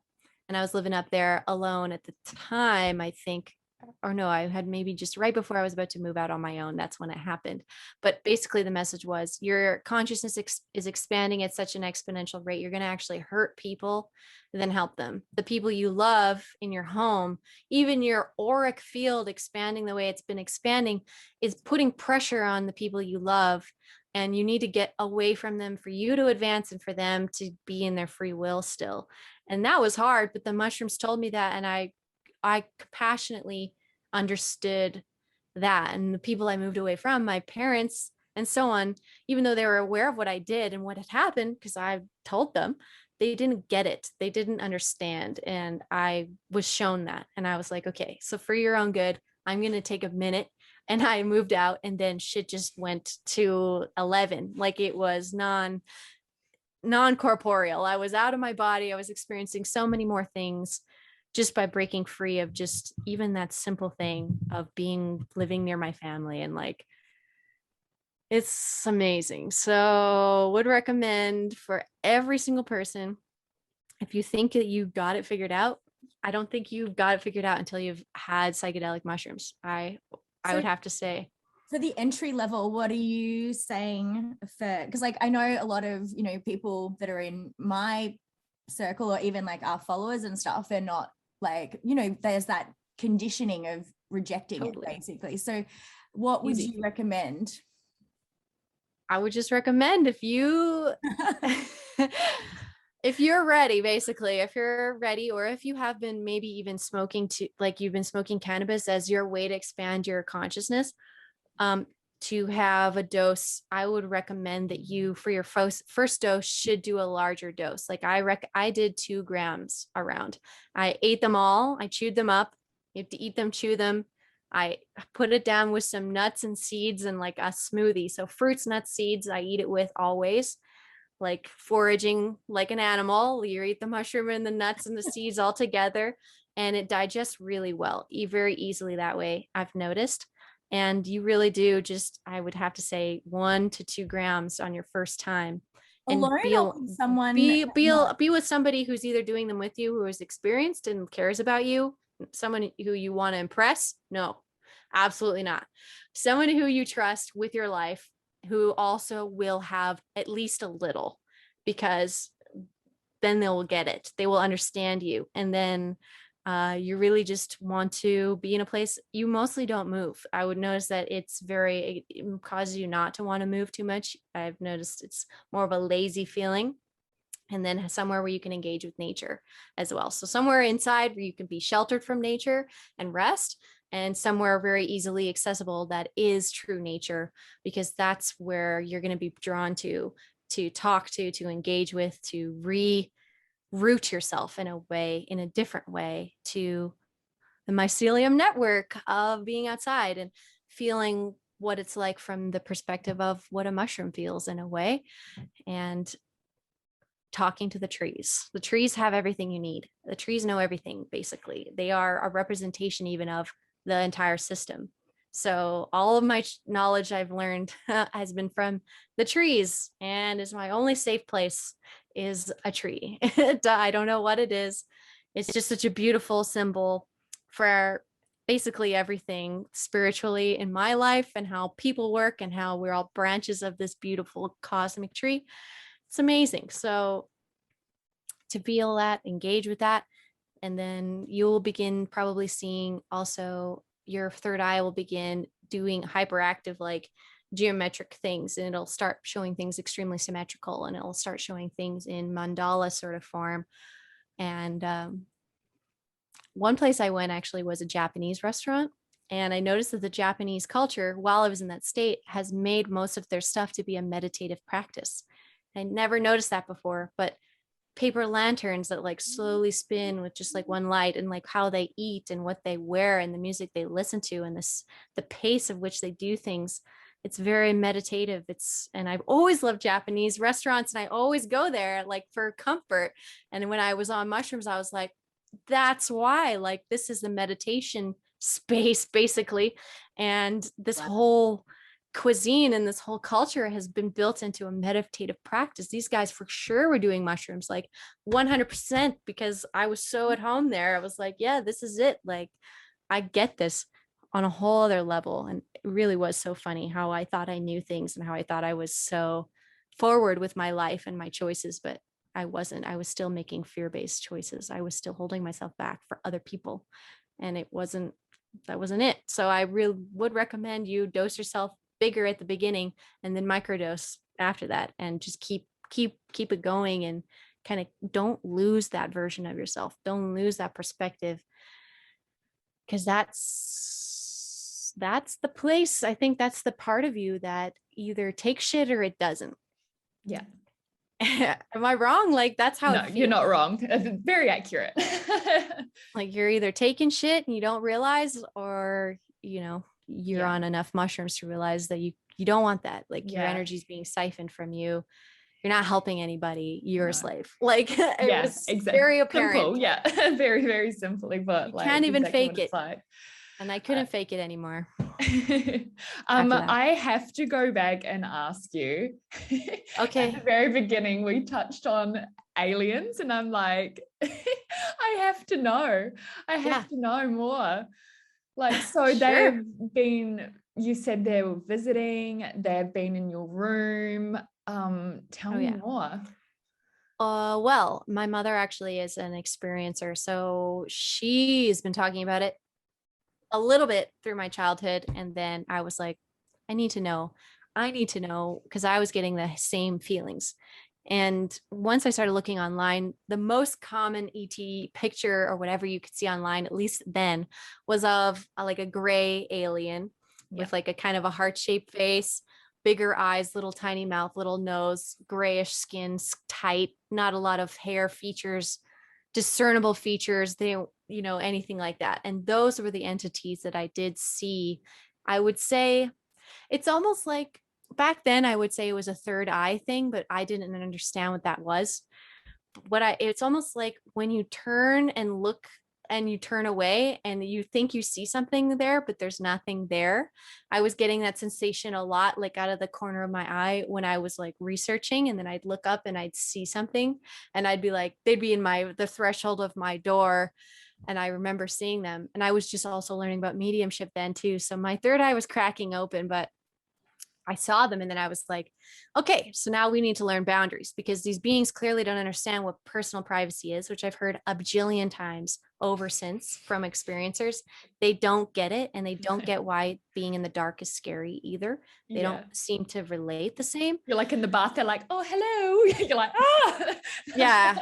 Or why do you always want to come at night when it's dark, when it's quiet? And it's like, well, because that's when it's the easiest for them to show up because there's way less chaos going on. Yeah. And I get that, but I've always been like, if you want to visit me, you need to visit me by standing out in the open, far enough away so I can see your body, and then approach me, and we'll approach each other at, you know, at a normal pace, like seeing somebody at a party across a room. Like, let's do it this way. Let's be more informally friends about it. But I'm also casting away all beings that have, you know, malevolent or self-centered intentions. I'm only going to hang out with beings that are going to be friendly and supportive, benevolent beings, basically. And made that very clear. And I make it clear all the time, but I've never had any issues since then. That was the only time where I was, I think, opening the door without instructions back then. And so, you know, the beings who don't want to deal with instructions come rushing in, and they're also the ones exposing themselves to us through pictures online. Like, they really wanted us to think that ETs were these grays, and they are. A lot of them do look like that. There's a lot of beings like that, but they're a specific class. They have a specific flavor, and most of the time they are not chill enough to or cool enough to hang out. They are a little too self-centered, little less human. They're a little less human. And there's a lot of more human-like or human-loving beings out there. Way, way more. It's very common, I guess, to look like a human. And those beings, and wanting to engage more and learning and reading more about those beings, I've since that experience, I'd say I kind of shut it off then when I started seeing those guys, and I was like, that's enough. And I went to university and I had shut it off basically. And then I graduated and I watched something called Cosmic Disclosure. It was a show on Gaia, and blew my fucking mind. Like, it was like the mushrooms. It was like, I'm not the same person. How am I going to talk to people about this? This is real. I don't know what to say. And it was very hard. And so I only seeked out people who had ever seen that show. And that's basically how I started my entire new life, was finding people who had seen that show and making friends with those people, because it was the only people who could comprehend what I was thinking. And the entities and things in the storyline that they talk about all resonated with me really intensely. And I've seen those beings since in my third eye visiting me. So it's more so when I'm closing my eyes or as I'm staring off into the abyss, and then it's like in between me and the distance, I'm seeing something looking at me, like a face shows up, and it's like, you don't even think, you're like, did I see that? Like, when my eyes closed or open, like, what was that? And sometimes you close your eyes, you see it a little clearer, and then the face tends to leave. And I've seen triangle head being faces, I've seen blue avian people faces, and now I'm starting to see their whole bodies. And sometimes they randomly visit these entities, and I get it now. I have way more practice. And the last entity I saw was about this big, and he was standing on my partner while he was asleep. He was like, my partner passed out, and he was standing on him, and he was like this. And I was like, what? Like, why am I going to take your side over him? Like, I'm not allowed to tell him I saw you. And it was like, don't. And I was like, how? Like, that goes against all my protocol. So that was weird. And I was like, but he was so cute. Like, he's such a sassy little, to just give me this. I was like, what is that? Like, that is That is next level, like Wow. communication. It was all very human in a way. Like I didn't get a telepathic message much either. It was like we're not allowed to say anything about what just happened. You saw this, but you don't want to know. Like you cannot say. You're going to ruin the surprise was the message basically. And I think a couple days later, there was news. Basically, it was in the news. The words "the Galactic Federation." It was in popular culture news, and it came out, I don't know, a few months ago. And it was, I'm pretty sure that's what the entity was trying to tell me, was like something is about to happen with us, like how, but don't spoil it. And I was like, okay. And then the Galactic Federation was talked about publicly on like articles and news articles or something. And it was like some personality piece. I don't even remember, but I was like, was that it? Like that was what I had to be quiet about? Like why? And sometimes I don't get the messages. I don't understand them, but they don't visit me as often as they visit my friends. Like some of my friends have very much grown a rapport. My best rapport was an actual ship that I would follow in my car. And like I started following craft in my car all the time at night after my shifts at work or whatever, because they would just be waiting for me there. And I would feel them, because you walk out and it's like this eerie, like quiet feeling. You're like, what is that? And you're like, oh, there's a ship right there. There's bright light. Like I'd follow it in my car, and they'd go places I couldn't drive and stuff. So they'd duke me out. But I had ships that would visit me out my apartment window. They would always be there, looking and patrolling the place. And since I moved here, actually, I've seen way less of that. Canada is way less controlled. I think the airspace there, it's a different vibe, but the USA obviously is way more militant and way more, it's more of the central hub. So there's a lot more policing, I think. And I've heard actually Sedona is a spaceport, and it also gives us in a way a protection zone living here from galactic war in a way. And like there's like different treaties here. And she got beamed up. But like I have that. Like I think that's why I'm like so drawn. There's like a couple of places that I'm like really, really drawn to, like in terms of like, oh, I think I'm safe there. Like yeah, it's weird because it's safely unsafe. It's like there's beings here who've had been in trouble and who've been really good, and they're all living here because of what it offers people. I think it's the access to the port is the big deal. And the airspace here is totally weird. Like the people come here for ETs, but they have to go out of town a bit to actually see anything, because I think the airspace here is so policed.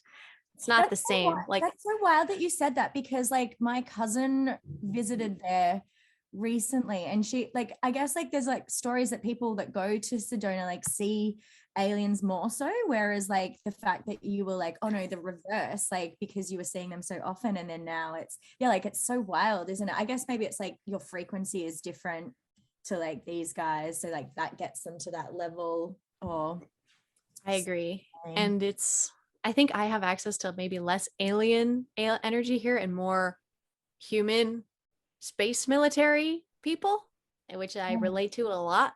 And that interests me. yeah, and space military people, and that's why they made the Space Force, really. And when they made that, I was just like, shit, like it's happening, like thank God, because I'm going crazy. Like I'm going crazy learning all these things, seeing that they're real, and then having huge disparity. And then Trump was like, here's Space Force, and they made fun of him for it. And I thought it was so funny. I was like, this is the biggest joke, because space military exists already. But now this new program, I've heard about all the bullshit that's happened in space military. Really terrible things have happened since humans have tried to go out into space, because there's gangs out there. Like there's gangs of beings that are way more advanced, like the Sith. Like the Sith is real. And those entities and stuff has actually been a problem. And I've learned about Star Trek now, and all these projects have been like trying to push us into spacefaring, but that has caused the opposite reaction of more attacks and more suppression, because of deals and stuff that have happened with the human population. Even like we're treated as a commodity in this perspective. And I've learned all of these things. And I've also now learned about the angelics, basically gods and angelic beings as well, who are upper dimensional, way high vibrational beings, creator beings that are weaving into our world and incarnating as us and helping with this really dark stuff that I've learned about with their happy-go-lucky experience of being nonstop, unstoppable, angelic love. Because if you have that spiritual core, nothing can hurt you. It's the black magic of thinking anything can hurt you is what causes us to be hurt. And that's the funny part. It's like you can make somebody a big boogeyman, and if they convince you that they've got power over you, that's the only thing that has power over you is your idea that they do as a creator. So it's super crazy, but it's good. But learning about all these ETs and then learning about the politics of it and learning about what kind of ETs I'm connected to, and I'm learning about hybrid children, and I'm learning about hybrid mothers, and all of these things have woven themselves into my personal story. And I don't even talk about most of these things because I get it and it is going to be a part of it. But right now, all I'm trying to do is remind people that space is there and that it is influencing our brainwaves, and evolution is happening. The collective is not ready for that yet. Like there's sort of it's getting there on other things, and you're like, oh, you have no idea what's coming. You're gonna have to be cool about a lot of things real soon. Yes, that meme was so good. I loved that meme. Like Galactic Federation, like, oh shit. Yeah. And I keep up on that stuff. And I can't even help not being kept up on it. I'm being read into it. I'm a part of it. I know it. And I wake up not rested many times. Like my sleep time is a whole other version of me doing a whole other amount of things, I've realized. And it does have to do with the Galactic Federation of Light. Light is the discerning factor there, but there is this governing body of beings that are more advanced than us that are handing the keys over to good people here. And I'm understanding, while there's also people wearing the flesh of the people here, but they aren't from here, but they're not here to take power. They're here to aid in humans and like Earth getting its power back. And then some of us are going to go do the same thing for another planet next life or something. Like there's this whole crew, this janitorial crew here even, and they're not here to take over. They're not here for the glory. They're here to help. 5D ascension, hey? Seems like it, and it's working. And I think the biggest battle really is even convincing even the starseeds and the hybrids that the fear-based things that they are being pumped out aren't real, because they get caught up in it and they're powerful. A lot of them have huge followings because that's what they were supposed to do, is come here, get followings and push people like teachers. Like you're a teacher, you get a class and you graduate your class basically, and you get your paycheck. It's so wild that you said that, because like I work in the styling industry, and it's incredible how many influencers and models are actually starseeds, but they're just too scared to speak up. I know. The matrix, and it's like eat mushrooms. Like if you just eat mushrooms, exactly. Yeah.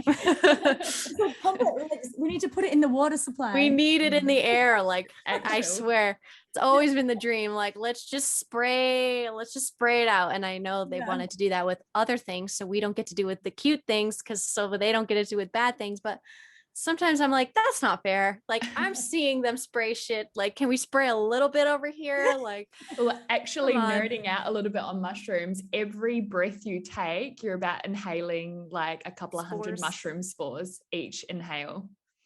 That's wild. Yeah, that is crazy. In the air. It's in the air. It's amazing. Yeah. Yeah, the starseeds especially, and they have a flair about them. They have personality. They have that flashiness that pulls the attention. Like they're flashy on purpose. There is a reason they're flashy, but they forget sometimes, and they get distorted of what to do with the flashiness, what to do with the attention. And so it's good that we keep like talking about being hybrid kids, hybrid spacefaring races that are here to help, or whatever the hell the story is. But it's weird because when you I've say always the been like, hybrid kids, oh yeah, like that's not something I feel like that. you don't know that? No, like I think it's like too much trauma for me, so I like block it Yeah. out. Like I'm like, oh no, that's my line. I Like, respect that. but, Yes, like, I've been there. and especially when I saw that they were doing like the hybrid TV show on, like people were talking about the show on Netflix, and I'm like, oh, here we go, full disclosure. Like, but yeah, I guess, do you want to, I guess, explain it for like the entry level people like me as well? Because that's something I'm like, oh no, not ready for that. Like, Yeah. I've had, I'd say, more cognitive dissonance about the same. And I can maybe tell you why you may be experiencing it, because I've kind of figured out why I think I'm experiencing it. And not only are you a child of this process, but you have children through this process. I knew you were going to say that. And there's a reason, and I know it, but it's hard sometimes. And I've actually made posts about having postpartum depression, and how many people out there have postpartum depression that don't even know that they were pregnant, carrying, and have given birth to a child because of these potential programs. But the damage, the chemical and the psychological stuff is still like lingering. So you're like you having postpartum, you're having this feeling of separation and anxiety, and like, where are my babies? And you're like, why do I feel that way? That's weird. Like, I haven't had kids, but then most of us have had dreams of these experiences, and dreams are a lot more real a lot of the time than we actually allow ourselves to be aware of. But I've talked to a lot of women about this who've even taken it to the next level, where some of them are pregnant physically. They feel themselves, see themselves pregnant, but there's nothing there in the medical understanding. There's a mass, there's a growth, scanning, nothing. But these women are so aligned, like there is something going on. Their crowns are open, because when you're pregnant, your crown does open a lot more, but their crowns are open, and they're getting constant understandings and dreams of these children, and that the timing of our planet and when these energetic shifts happen will allow these children to literally manifest. Like, they'll be able to be, it's like a radio. It's like they're slightly in a different channel, but they're still there, but the channel hasn't been changed on the planet yet. So those children can't be birthed, or they can't be. And that was hard for me, because I was like feeling for this woman I met, who I've now met 2 women who have had this, and they both feel they have twins as well in them. They didn't know each other. But these women, and I'm like, you're crazy. You're taking it to another level that I don't get. But I've been friends with these women for years now, and they've had this experience over years. They're still having this experience and getting downloads, and they get progress, and they're like, oh, as soon as it's going to happen, finally, these kids are going to materialize, and I can have these kids. And then backtracks, and like, COVID comes out, and everyone, and the whole planet takes a few steps back energetically. And then you're like, I can't even imagine being pregnant that long, seriously. But that's so a whole wild. other level. That's so wild you say that, because in January it was almost like I had like manifested this, like I was like doing like my rainbow children timeline, and it was like I had the symptoms of being pregnant. It was like so wild, but also I'm celibate, so it was like knew that wasn't like a thing. And like, like psychics that I've like come across like over the years, they're like, oh, you're gonna have like a tribe of rainbow colored children. I'm like, oh, like when I was younger, I was like, oh yeah, that's cool. And like, I'm nearly 40, like I'm turning 40 in like 5 months. And I was like, oh, probably run out of time for those rainbow colored children. Like, do you know what I mean? And then I was like, and then that timeline came in January. And then like, there's all of these downloads that people keep like saying, and it's just like, oh, maybe next year, hey? Yes, I'm on the same vibe. I feel that way. Yeah. I've had one, I believe, an actual human miscarriage once last year. And I was like, okay, this is what it feels like. Okay. And I could feel the chemical changes. I was like, this is real. This is happening.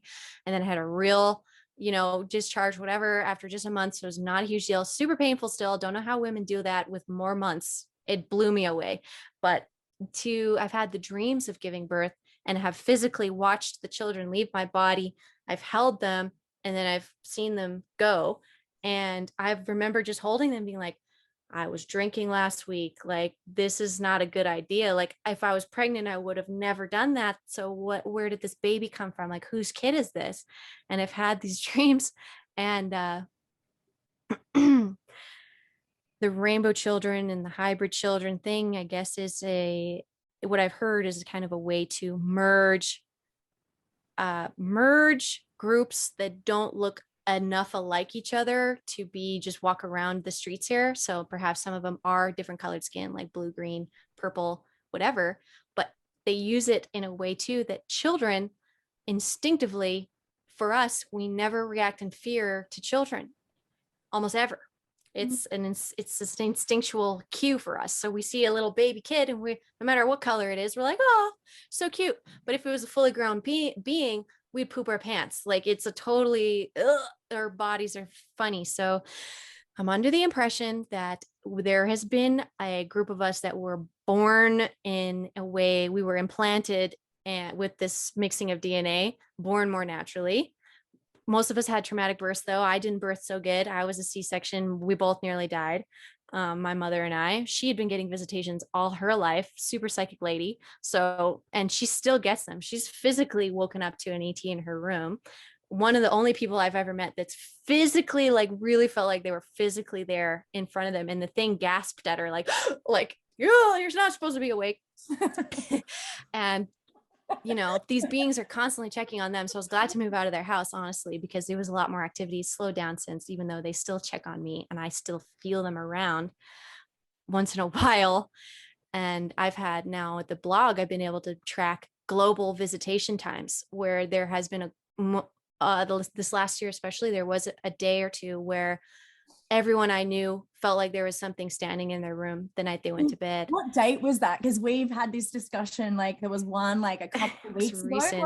It's about 3 weeks ago, I'm going to say. And Monday for us in Australia. Yeah. So who is that? And no, I asked everybody, who is it? All these psychics who see aliens all the time, who are like Andromeda and blah, blah, blah. They're like, I don't know. And I'm like, that's you. It has to be you. It has to be. Because if you don't know their name or who they are, everybody didn't see that. So I was like, was that us? Like some version of us, like aligning and walking in and to our life. I can't even some other timeliners. Yeah. To my mom, the same thing happened to her as well. Like most people I've talked to, they're on the same frequency, on their journey, had the same thing. And I'm like, oh my God, what the fuck happened? It was recent. Yes.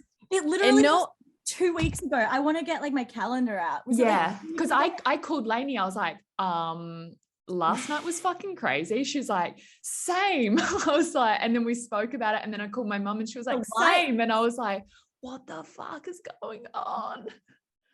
And no one you knew was like, oh, it was my Andromedans. No, that's what I got too. It was all everyone like, was what the fuck was that? And it was a shadowish sort of thing. It was like a presence, and it was like you couldn't get it to go. A lot of people even were like trying to cast it away, and they couldn't get it to leave. And that's, for me, I was like, that's you. Like, if you don't know its name and you can't get it to leave, I think that that's a piece of you that's observing you, because obviously you're the only one who would be like, I'm not leaving, because like it's me, like big deal. And you wouldn't know its name because it's your name, it's you. So that was what came to me, and I was like, okay, so what was that? Did we just like merge timelines or something with this version of us? Huge timeline jump. To be like huge, and like I saw it with so many people that are like not even conscious of this. Like, whoa. Yeah, it was. Yeah, I don't even get to have those conversations anymore. Oh, I'm so glad. Good. Good. You're doing better than me. You did it. Like, I tried. I barely leave my apartment. I'm like tricks, but not. I barely leave my apartment. But like, it was so wild. Like, I guess like family members, certain friends who just like, and like people that started posting about things that they wouldn't normally post about on Instagram, and I was just like, oh, we just had a little timeline, like upgrade. But yeah, it's actually beautiful, but like also terrifying sometimes. It was, because I would say alarming and like concerning to basically everyone. So why would that be the case? That's the question. Like, why is that the global feeling? And if it was you, why would it feel that way too? But it was just this eerie feeling, like, but I just remember being like, well, whatever, it's happening. Like, and I've gotten to that state where I'm like, yeah, all right. Like, I tried my little thingy and I felt it and I was like, it can stay. Like, whatever it is, it's fine. And I'm tired. So I went to sleep, but with my back facing it, and I felt very exposed. And the next day, my whole back felt very breezy, I could say. It was like my spine was replaced by like a tube of air, and it just felt so like light and like open and not compressed, and I felt so nice. And I was like, okay, well, whatever that was, I feel better. Wow. But the hybrid kid thing is weird because it's like projects that have made stages, and the progress, and every stage is like a different technique of hybridizing and collecting the DNA and all this stuff. Like Earth, I'm pretty sure is just it's just a place where so many beings can live. Like there's the variety here is nuts. And all the people you meet don't look like you. Almost guarantee. You meet a person, they won't look like you. They won't look like your sibling. That's not normal. And do you subscribe to the, I guess, like the theory that like we are the melting pot of like a whole heap of different totally DNA? Yeah. And I like it. Same. I like it and I get it. And I know as well that they say you've permitted this before you incarnated is the big line. So you can still change your contracts when you're alive and be like, actually, I don't like the way that that's happening. And I've seen people do that. Yeah. Like we're going to rewrite that line because I didn't like you stomping into my room at 3 a.m. and just tossing shit around and making me freaked out, because that stuff happens sometimes. And like, be a little more gentle, send a gentler team, or fucking make me pass out harder or something. If you have to do it this way, if you have to do it in the night and whatever. But I've constantly said, like, I feel like one day my kids are going to literally just like walk out of like the tree line at me and just be like, Mom. And I'll be like, great. All that, I knew I did all that work already. Let's go. Like, I don't want to do that again. And, but that's kind of weird, but it could happen. And I'm ready for it. I'm ready to see how it's going to progress. Like, I'm really curious how this is going to progress. And I've seen it go, and it's been very gentle. It's been very like gentle, very cutesy, very only when business is necessary. It's been a war too, I'm pretty sure. So it's been like very, you have to be very, this is a very serious situation. Nice. I think that we've been in. What do you think, like we've discussed this at length, but like the next 2 weeks, it's almost like everyone's like feeling like this next 2 weeks is going to be like, there's a huge shift. I was about to say we're right on the equinox, a massive change. It's here. You feel it? Yeah, I feel it too. I was doing readings about September, and I don't know if you watch those videos. I don't tend to watch those videos. I tend to just do them myself, but the readings were all like, you're going to be working really hard in September. You're going to be working hard. You're going to be making money or resources or whatever. You're going to be making advances in your work, but you're going to be working your ass off. So don't make any plans. Cause we were trying to go to maybe Hawaii. I was trying to maybe have my parents come visit us, cause I haven't seen them in years now since all of this. And I was like, yeah, finally we got a free month. And it was just like, no, like, don't go anywhere, stay home. I got the same thing. I canceled like all my appointments. Like I had appointments booked in to see like this guy that I go to for like Sir healing and stuff. And I was like, I have to move it to October. I don't know why. I just have to. Yeah. October's good though. Yeah. Well, we love Libra season. We love harvest season. Go into October. Yeah. Well, yeah, no, I was like, oh, maybe I should try and move to Mexico. And it was like, oh, not in September. Like, it's like, and it's almost like our bodies were like preparing. Like, I felt like my body was like trying to prepare me. Like, I couldn't fast this month at all. And I love fasting because it resets my gut. And it was almost like, no, you need to just like get ready. And I'm like, I don't even know what I'm getting ready for, but like, get your house in order. I'm like, okay, like trying to get ready for no idea what's coming. I bought a fucking motorbike. I woke up one morning and my spirit was like, buy a motorbike. I was like, okay. By the afternoon, I had a fucking motorbike. I was like, I don't know why. I have an electric bike. I just got an electric bike. It's not a motorbike, but it What works the fuck similar. Is that? I'm like, what? But It's okay. because we don't want to be driving. We're gonna need other options other than cars, and it's pleasurable too. Like riding your bike and being out there, I've noticed actually clears your aura really fast. And so it's kind of like going through like the wash cycle, like going on those fast bike rides. It's been great for me. It's actually such a joke though, because like, yeah, I can ride it, but I'm like a newbie at it. So I'm like, like on the road, you know, like fucking, what are you doing to me, spirit? I'm just trying to get A to B, like alive. My partner's always like, do you want me to follow you in the car? I'm like, are you okay? I'm like, I'm okay. That's funny. Well, I'm glad you got that. And it's interesting. So it's like, stay home, be prepared, but I'm not getting like panic. I'm not getting panic. It's like the next assignment is being delivered in September. Yeah. And so do you feel like it might be like a mass awakening of people? Some type. Yeah. And the mass awakening will inspire us to probably be online speaking more and supporting the community more to like deal with it. And what I've been seeing lately is it's like they'll build up people's hope, like this awesome thing is going to happen, and then they just publicly on TV do the opposite of that thing, and then everyone gets super depressed. And I'm like, okay, are they going to put one of those up again and be like, this amazing thing's going to happen, and then we're going to have to deal with everybody's depression from, you know, basically that putting your power outside of yourself to hopefully this thing's going to fix your life test. And I watched the entire United States go through that, and they're still going through it. And that's still maybe what is going to be the September gig is going to be that shit coming back up again, because it was very traumatizing for people in November last year to be like, what? No, like, what is that? And so much has happened now to basically make the other administrative party look ridiculous, but it's all a joke. And the whole thing, all of it, even the lockdowns and all of that has triple, quadruple meanings. And a lot of it's military, and a lot of it's military not from Earth.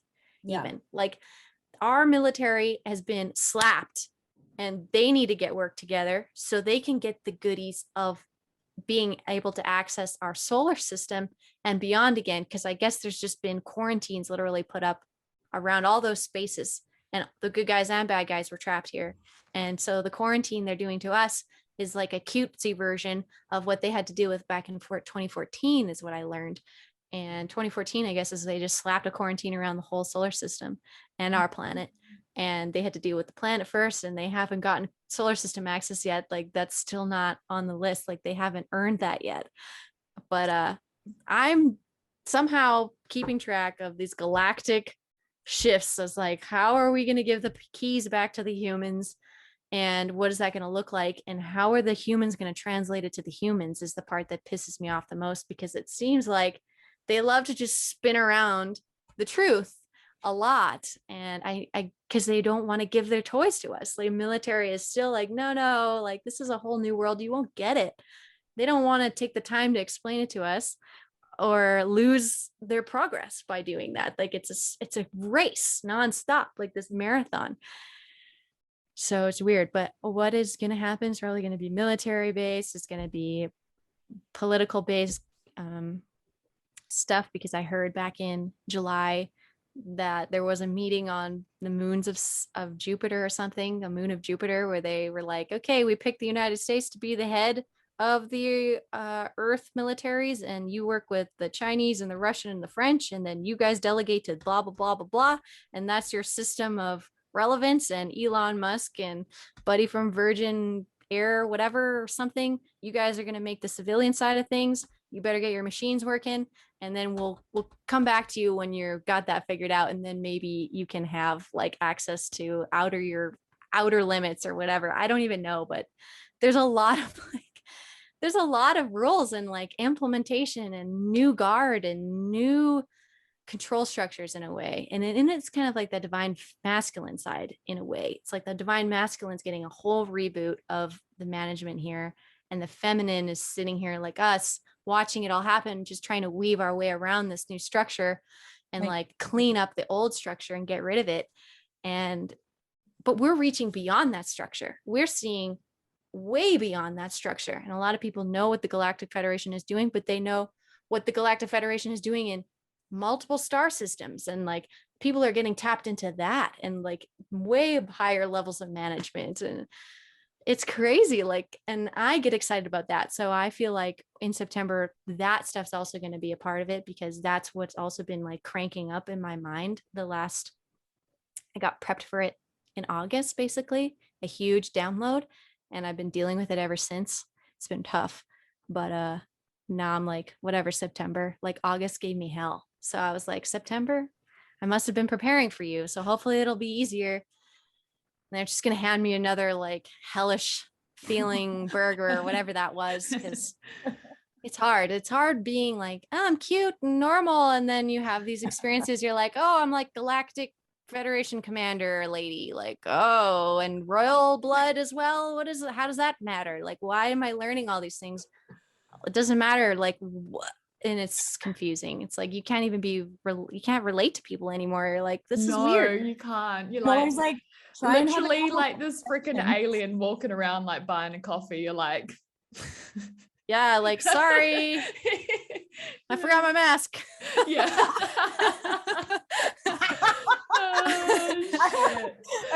Oh, Like, sorry guys, like as awkward as I'm already being in your human realm, like, and now I'm throwing you off even more. It's so bad. But I think the whole vaccine, all of that quarantine shit was because of the solar changes coming and the evolution and the ascension symptoms that we all understand. Some of us even hospitalize ourselves for still sometimes, but that shit to people have no idea is just chaos. And so they think they're sick. So they're like, well, here's a sickness. Here you go. This will work for you. is that your interpretation of what it is? Right in the beginning, I was like, this is not about a virus. I was like, this is ascension symptoms. I like knew it right away, especially when they were like the 6-foot bubble. And I was like, that's an aura thing. Like that's your auric field. Like that's that. Yeah, I remember doing your class, and it was like the torus field was like 1.5, and I was like, that was like when I put the dots together. But I guess like the thing that was like hard for me to put like the two and two, is it like the benevolent or the malevolent that are trying to that we're driving that? Oh, it's interesting because it's like I feel like the benevolent allows a certain things to go down because the insidious shit that they've done and implanted into our ancestors even and into us through programming to not have that brought to the surface and dealt with is I think more like it's going to slow progress down way more. So if we got everything we wanted, we'd be happy, we'd have everything we needed, but then we'd have all of this trauma that we couldn't even access because nothing is triggering your fight or flight anymore. Like you're fine. So all of that stuff stays buried and like that damage doesn't get fixed. So I think that they had to basically create this entire play since 2012 potentially and be like, this is the thing. This is all the shit that the evil we're going to do in a longer term, because that's easier to trick people into when you do it slower over generations. That's what they did because they outlived us because they were able to. A lot of them weren't human. I mean, they didn't have same life cycles as us. We were their cattle. And they were like, here was what the plan was for the cattle. Now let's literally do that same thing, basically, but faster and poke every single trauma that we can out of people, like every single day, poke them, and purge every chance you get, everything. And they can make every single news story, like even news stories where they're like filming people, police breaking into people's homes and like pulling children out. That's not real. Like they aren't doing that to people. There's not enough police out there to do that shit. Like that's, in my opinion, that has just been made to finally project that fear and realize that fear for people so they can feel those emotions, express those emotions, and then begin making actions in their life to actually change the world because they're seeing a threat for the first time instead of seeing the insidious like human trafficking and child grooming and stuff that was happening super slow, super sly. People were like, it's not that bad. But it was. Over time, it's very, very bad. Like, especially the sexual side of it. Their creative center, our sexual center, has been super messed with the programming. But yeah, I'm pretty sure they took this long ass plan. They took it in. They were like, we're condensing it and we're going to poke the shit out of you while these solar flares are coming in and ascending your DNA. And it's just like poke all the bad DNA and shit out and kill it off, express it, explode it out as slowly and smoothly as possible, but as fast as possible too, because they don't want you to suffer too long. So you lose optimism, and then you begin, the species will begin to die. Yeah. Basically, if there's stress, it'll start dying. So they have to basically like stress us out to the point, right to the edge, like as far as they can push us. And that's like a coach in athletics too. Like they push you past your zone, and then you build endurance and your cardio goes up or whatever. So I can see the tough love in it, and I get it. And I'm glad I can see it now. But even I still have to have moments with my friends who literally have YouTube channels reporting this stuff daily. And I have to be like, hey, like this isn't real. Don't forget that part. Like, hey, what about this? Or like, maybe it's actually this. And just even offering another perspective, I think has been really helpful to people. Like I just have to say, I feel these optimistic ways about almost everything I see. I see what's being shown, and I see what the good could be out of that, and the healing out of that, and the potential impact on the collective conscious from just doing one scene where a cop is going into a house and dragging a screaming child out from their mother. And then where do they go? You know what I mean? Like, scene's over. Like, that scene is to few 10 seconds, but it inflames us because that's truly who we are. We're truly here to love one another, protect one another. That's deep, deep, deep. Especially deep the children. It's always like protect the Always. children. Yeah, Is it's the grounds to absolutely everything. It's literally in the back of my mind constantly. Like, in my eyes, any child is I would treat them like my child. Do you know what I mean? Like, absolutely. Save the children. Hashtag. I agree. Yeah. I do see. Yeah, it's I guess like when you're in the thick of it, obviously, like I'm quite hard. Collectively as well, and it's like when you see, like, even though I know what's happening, it's like sometimes you get sucked into that emotion, and it's like, oh yeah, always like need to get, because we need to get it out too, because our ancestors are triggered as fuck. Like my great grandparents were in the wars. Like they fought for a false war for false reasons with their lives because they thought they were doing the right thing, and all that shit that they did to them, I don't even know. I wasn't even there. And so, but it's in me. It's stuck in me. They raised my parents with it. They raised me with it. So we got to trigger too. We got to get triggered. And yeah, I savor those moments sometimes, but I've never thought it was going to get this interesting. Like the amount of energy that bursts out of me is amazing. But it showed me too, like how many times as a child did I not get to express that I have to do it now. It's sad. And it's how many, and I had a good upbringing compared to people, like, and so it's like, there's a lot of trauma on this planet to clear. So I guess this was the fastest way, and potentially now in September, there may be another relief from that. It's actually so interesting because last night I uncovered one of the biggest traumas of my life that I didn't even know I was holding on to, childhood trauma. And I had a massive shift. Like I said to Lainey before you came on, I was like, I've got to wear glasses because I was crying so much last night that my eyes are puffy, but in like a beautiful way. Like I was crying because it was a relief. You know, you got to get those waters flowing. It's like that water was stagnant in me, and I was actually finally able to release it. And like my partner got home from work and he was like, are you all right? I'm like, I'm actually amazing. Like, you know what I mean? Like I just had like the most mind-blowing hour of my life. But I think September is very important with uncovering traumas and working through the traumas, not only our own, but like the collective.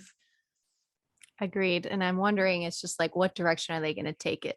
And Yeah. it's like, are the cattle too stressed out to produce, basically? And if they get too stressed out to produce, you push it too far. So I'm like, Yeah.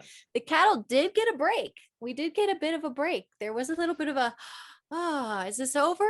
And so maybe it was the next one going to be that final, like, bone breaking push of trauma and like fear, like, and so everybody who barely made it through the last one and maybe got a little bit of time to recover, they're going to break with the next one. They're going to break and they're going to release and they're going to break those chains too. Yeah. And No, as I'm painful as it is, it's like beautiful. Do you know what I mean? yeah. Mm. I'm always like, guys, the quicker you wake up, the quicker we get to New Earth. Yeah, exactly. it is We'll have nice. fun soon. Like, it's so much easier to watch on this side. It is. Question for you as well. Like, when do you think the solar flash is coming? Like It's funny though, because this last flare, I had a feeling it was coming, and then I saw some newer bloggers who are, I would say, mimicking my style in a way, but it's hard to say now because who gives a shit really? But like, I follow those people because I'm like, oh, great. It's like watching myself on Instagram. So weird. It's like, I just cloned myself and here they are, but that's collective consciousness too. Like there's gotta be more than one of us for sure. You inspired them, babe. They're like, maybe that's like and that's great. Yeah. And I'm glad. And sometimes though you're like, oh, I inspired you, but you're doing it wrong. Like, what are you doing? No. But then I message him and they're like, who are you? And I tell them, I'm like, hey, maybe just from my research this. And they're like, oh yeah. And then they don't listen. They just keep going. And I'm like, okay, all right, that's all I can do. But with the solar flare, some people were predicting last month, right before these flares that came out this last week or whatever, the week before, I was seeing a lot of prophetic messages coming in for a flash. And again, like the flash is coming, the timeline shift is coming, the aliens are coming to collect us in our ships. I've seen that time and time again. Now I'm grateful I've lived through so many of those occasions, never saw that happen, but the solar flares do happen and they are timeline shifts. They absolutely are. And the strength of the solar flare is going to vary. And what I've been shown is that they're going to just keep doing them. Instead of doing a big one, it's just going to be a whole bunch of small ones. Yeah. And it's just going to keep, it's gentle. And it's like they're just going to keep going. And I've literally watched, like, I'm convinced that they are watching us and vibrationally, because as soon as we start getting into that mode, we're like, we're relaxing, we're kind of getting back to normal, getting more grounded. Then they do it again. And then they wait for us to chill again. And then they do it again. And it's relentless. It's relentless. And when is the next one coming? We could have a very big flare around the equinox. I mean, something usually tends to happen during that time. So that's like the 10th or the 20th of this month, 20th. So it is coming. Like whatever the shift from winter to summer is happening on our planet. Like the air is going to completely change. All of the atmosphere is going to completely change this month anyways. So to also shoot in a couple flares, I've been getting more information that there definitely is more flares coming. I mean, it's obvious, but the impact of them and how much they will awaken people is going to continue to grow. And that's why people like us need to be ready so we can absorb the questions basically and be a part of that support team. And I think there's for sure another flare coming in September. I don't know how it's going to be or what it's going to look like. That's the fun. I trust it though. I trust the process. That's the only thing we can do, isn't it? Just surrender and flow. It is nice. Yeah. I used to be afraid, like, what's the point if we could all just get flared? And like, that's the plan. I thought we were going to get flared and fried and that was going to be it. And obviously that is the less friendly timeline that I was hearing about then. less benevolent, less gentle, less compassionate. And I've recently like really am understanding that there's a compassion here. There is an intelligence to this, and the experiment wants to maintain. The experiment wants to live beyond this. The experiment wants to be very successful. And there's so many people with different investments in the game too. It's like people are invested in military, people are invested in crypto, the new financial system. How is That's when awesome. is like when is that going to take off? It has to happen. It has to. Yeah. It There's is. no and way that it's not already happening. being done. It's just a matter of time. Yeah. Yeah. Oh, while And- we're on that, like, when do you reckon that will happen? Well, we're hearing Your that's this partner's like- month. A lot of it this month. I think Yeah. that's a big part of what you guys are feeling too. If you're already into it too, it's Yeah. another good sign. I know. I'm like, guys, you literally have no time. Yeah, actually, like I literally tell people, and I tell them without it being like welcomed information, because I don't want them to miss out. I'm like, fucking buy XRP, hurry the fuck up, like, or you're gonna be begging on the streets, like, hurry up. Yeah. Things are about to change. Yeah. But then someone else is going to start a business and hire more people and be like, I need Yes. bodies. Come on in. Like, Yeah. and those people have somewhere to go. Yeah, exactly. And one of those people, I'm like, yeah, I'm just being hired by whoever is the highest bidder right now. I'm just kidding. My partner's super into it. He's educating people. He's helping people with it. no, So And that's the thing, there's always got it. one of the partners that is into it. You know, if you're in Thank a God. relationship, there's always one that will be in crypto and the other would not care so much, you know? Mhm. Yeah, we're taking care of each other. And there is a countdown on one of the crypto sites my husband's watching that he's super psyched about. And I think it's on like 15 days now. We've got 15 days till it's supposed to something. And it was like the question you've all been asking, 15 days or whatever. And I'm like, sure it is. You know how many of these things I've seen now? I'm I so know. jaded. I'm just like, ha ha ha. And I was Yeah. like, supposed to be like January, and then there was like another one in like, what site is he referring to, just out of curiosity, like Mr. Pool, or like? It's a new one that he's following, and it's super cryptic. Like it's totally in that group. Like he is being guided, like he's all through that stuff that is calling his soul. He's seeing it all day. I get annoyed because it's like so many synchronicities and stuff he wants to tell me that I can't keep track of it. And I'm like, that's for you. Like, that's for you. That synchronicity is not for me. I don't care. Like, hurry up. Like, do you know how many synchros I got today that I didn't tell you about? Like, I'm busy. Like, you know what I'm saying? Like, you got this, hun. And he does. And I think it's called Lockwood Okay. is the project. And write that one down and check that out, because like it's spooking me in a way, the level that he is specifically somehow being read in a way, just because the universe is pulling his soul there. Like he's supposed to be there, but the level of synchronicity, especially in the financial realm, being with financial people who are coming from the know of the financial and coming from nothing in the slave class, like It's insane. it's hard to meet those people sometimes. They think Yeah. different, they act different, they behave different, they will use you for their gain. So I've always been like careful, like being so careful. I'm the cautious side on this, but I want the expansive side, the exciting side too. But my win and my exciting side really is more the galactic shit for me. Yeah. And I'm like, I want to know where these kids are. Yeah. As well, the kids on all levels. Like I want to know where every child is all the time, and that's more what I'm worried about. But that technology that the financial realm of spiritual, technically advanced people, they have the technology that can let you find all the children. They have that stuff, and they're using it for that, and they're using it for financial liberation. They're somehow moving the clock and starting the start line and moving the starting line and moving who's at the starting line. And they're doing all of this stuff quantumly. And I can see the timelines shifting and changing. And we've been patiently waiting as well. But it's like by the time that it happens, we're going to have something else to think about, a lot of us, I feel like. And there's always that, like 9/11 happened when they told everyone there was trillions of dollars missing the day before.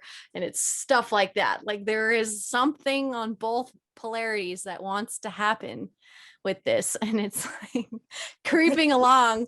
And I'm like, okay, but be careful, everybody, like behave yourselves. And what is this going to be? Like, what is the key? And it's just going to be more time and more maturity, because I've also met the maturity of a lot of these men who are young men who don't even have families yet, and they're very involved and they're getting the synchros. They're being led to this wealth, potential wealth, and they're excitable people. They're an excitable, no risk category. So that's also what the military loves, this excitable, low risk, no risk category people. They love using those people.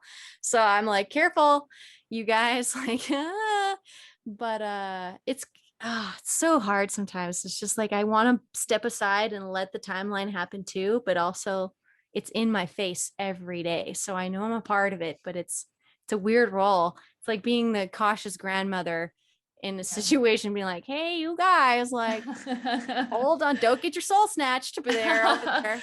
Actual though, like seriously, I feel like louder in the back, don't get you fucking soul snatched is so important. Fucking protect yourself. Yeah. like One. That desire for wealth, where does that stem from? What is that? And what are you going to do with that? And how aggressive are you? Where is your compassion? And they state compassion some days, and then they're mean the other days, super mean. And I'm like, you are mimicking the people I don't want in power. I don't want you to be holding the wealth. I'd way rather be holding it than you. And I'm not pursuing it the same way. Like I'm not as aggressively like trying to control it and hold it in my hand and not let it go. And I'm watching these men do this, and I'm like, there's gonna have to be something. Like there's that lack of, the desire for control is a service to self path to try and control. And so it's like, it's so weird. Like it's hard. And I've been mostly working with the males on this, especially. I've been like, where are the women? Show me the women. What are they saying? What are they feeling? What's their tactic? How are they investing? And they're definitely investing different than the men. I 100% guarantee it. What But do you see? I'm seeing men literally giving until they only have the shirt on their back into this system, and risking it every week, pushing as much of the fiat capital into this other system with the hope that it will quadrillion itself, like quadruple itself. And every dollar here is worth only a dollar of just like the shitty currency that's going out of stock, basically. And your dollar over here could make you $1 million. So that desire, that lack mentality in a way too, is like, well, I'm already have very little, and so everything I gain over here, I'm just going to reinvest over here because I already have barely anything over here. So this could, be way more worth it. But I think if you're coming from that mindset and pushing it into here, that same energy is going to cross over, and that same lack mentality and that same greed and that same, I would say, self-sacrifice energy is going to continue there. And this whole thing with the financial blah, blah, blah, I think is a big lesson on that, and teaching how to balance your resources, how to think like a woman, really think for multiple occurrences. Think about if the world goes left or right, you still have some money in your savings of this currency. Yeah. You still have food, water, I don't even know, gardens, that side of things needs to be solid for this side of things to flourish. And I'm not seeing that yet. I'm not seeing that stability. I'm not seeing that maturity either. So I would be surprised if all of a sudden a lot of these young men I've met all of a sudden become billionaires. I would be pretty surprised, because I'd be like, I don't know if that's their soul path. Like, I don't know if that's going to really give them what they need to grow, but maybe it is. And that's why they're culling it in so hard, because they need that test, because to have great wealth and access all of the sudden is a completely different lens. And it is a soul growth moment for sure. And they say even people incarnate as poor people to not get caught up in doing service to self, or like becoming like a slave owner basically, and like making employees for you and becoming a pyramid, becoming a top of a pyramid. If you're born poor, you're less likely to do that to people. You're more likely to learn how to be communal with your resources. And that's the best part of the new financial system, is that there's way easier communal options, and moving and transferring. There's no middlemen. There's no one stealing money to fucking harvest children organs and shit like that. Like that stuff in the financial field can die, and all those weird coins too, and all those dark currencies that have been trying to be made in the system as well. All of that is like it's dying. It's dying off, thankfully. And I'm watching more benevolent options, more and more and more. The competition is so heated that the best of the best of the best of the best is really going to be available, I think, before it's publicly, really a huge push. But they pushed it last year. Like they really did push, like, so it's coming. Like the financial energy is like the primal energy of Earth. I feel like it's so wild, because the astrology supports it as well. So it's like good. I've heard that. But when? To be honest with you, because like late. It was January. So I was like, oh, is it gonna be January now? Like there was like a next January? No, like 2022. Okay. Yeah. So that kind of supports, but also like the shadow energy. Do you know what I mean? So it's like it could be any time. It's happening. Like it is when, I think it's close though. I think it's close to some type of breakthrough. I mean, the one thing for XRP holders was the SEC lawsuit thing. And I know there was advancements on that yesterday, but I literally don't even know. Do you know what the next stage of that it was? Because I missed it. It's always like promising. Like it's always like, babe, when you started talking about like moving your fiat over to the other side, I was like, oh, that's me. That's me. Like every time I'm doing it too. Yeah, like every time I get paid, I'm like, this is like the fiat is a shitty coin. Like, I don't want my money there. Like, I might not know what's going to happen to, the world banks, but I don't want my money sitting there. Like, I'd rather it be over here. So that makes sense. So I guess it's like, but yeah, it is the unknown. And it's like, but the more I study it, it's like, oh, like, it just makes so much sense. But then it's also like, what if I'm wrong? So it's like, I also like between being like an XRP loyalist and like, oh no, just like spread it out a little. But like, I've still got, actually what you were saying about like preparing and stuff, like, have you like sort of prepared for all avenues in terms of like eating food? Like, do you know what I mean? I've tried. I've had to fight basically to get that in my life, keep that in my life. I've had to fight my partner on that because his excitement and his exaltation about this is so strong. Like his feelings about it is so strong. And so I can't even argue with the man. Like he will be up until 3 a.m. and moving money over while I'm sleeping because he knows that in the day I'll argue. So he was doing that for months and it was very hard on me. And I was like, what the fuck? Basically, like I actually remember one time you drew the tower card. It was in December. And I'm sure. And I was like, because I was the same. I was like, fuck, am I going to put more money on or am I going to put less money on? And then I was like, fuck it, just chuck it in. And like, it was good. Good. Yeah. It's tricky. Yeah. It's been fighting my like most primal thing to like store in the areas I know instead of investing in an area that quantumly I understand, but we're not there yet. And so I can't use it yet, but now we have an uphold card so we can use it in emergencies. So that's been that in between world that I've been begging for. I'm like, just give me something that if if something happens, we can spend this. Like, this is still our money. Like, you can't just hide it from me and be like, sorry, like that's not spendable anymore. It's going to be billions of dollars. And I'm like, no, because our car isn't running. You know what I'm saying? Like, there's things in our lived life that my lived personal current experience could use these funds for now, from living now. So if I died tomorrow, who gives a shit if you're going to be a millionaire in 3 years? I'll die tomorrow and have no car. So like what? I'll be hungry. What? I was like, your energy's way too important. You're not going to die tomorrow, babe. Yeah. Okay. Well, that's good to know. But yeah, it's been like that. It's been that survival. My deep root has been tested the most from that. And I've been struggling with my root for years since moving out of where I was and moving here, even though this place is red. So it's weird, but it's taught me a lot about my root chakra, and this has been a huge test for it. And I've really just had to learn that surrender. Like, Yeah. I cannot seem to fight. I cannot seem to win with in my way to be more conservative in this situation. My conservativeness is not winning out for me. So why am I not getting what I want? So is it because I'm acting out of fear? And it has been, in a way, it's been fear of the unknown. It's been fear of like, if I don't get to do this now, I could die tomorrow. You know what I mean? Like, I want to live more in the present with our resources, but it's been hard for me to be like, no, resources for the future. And I don't think that way a lot of the time.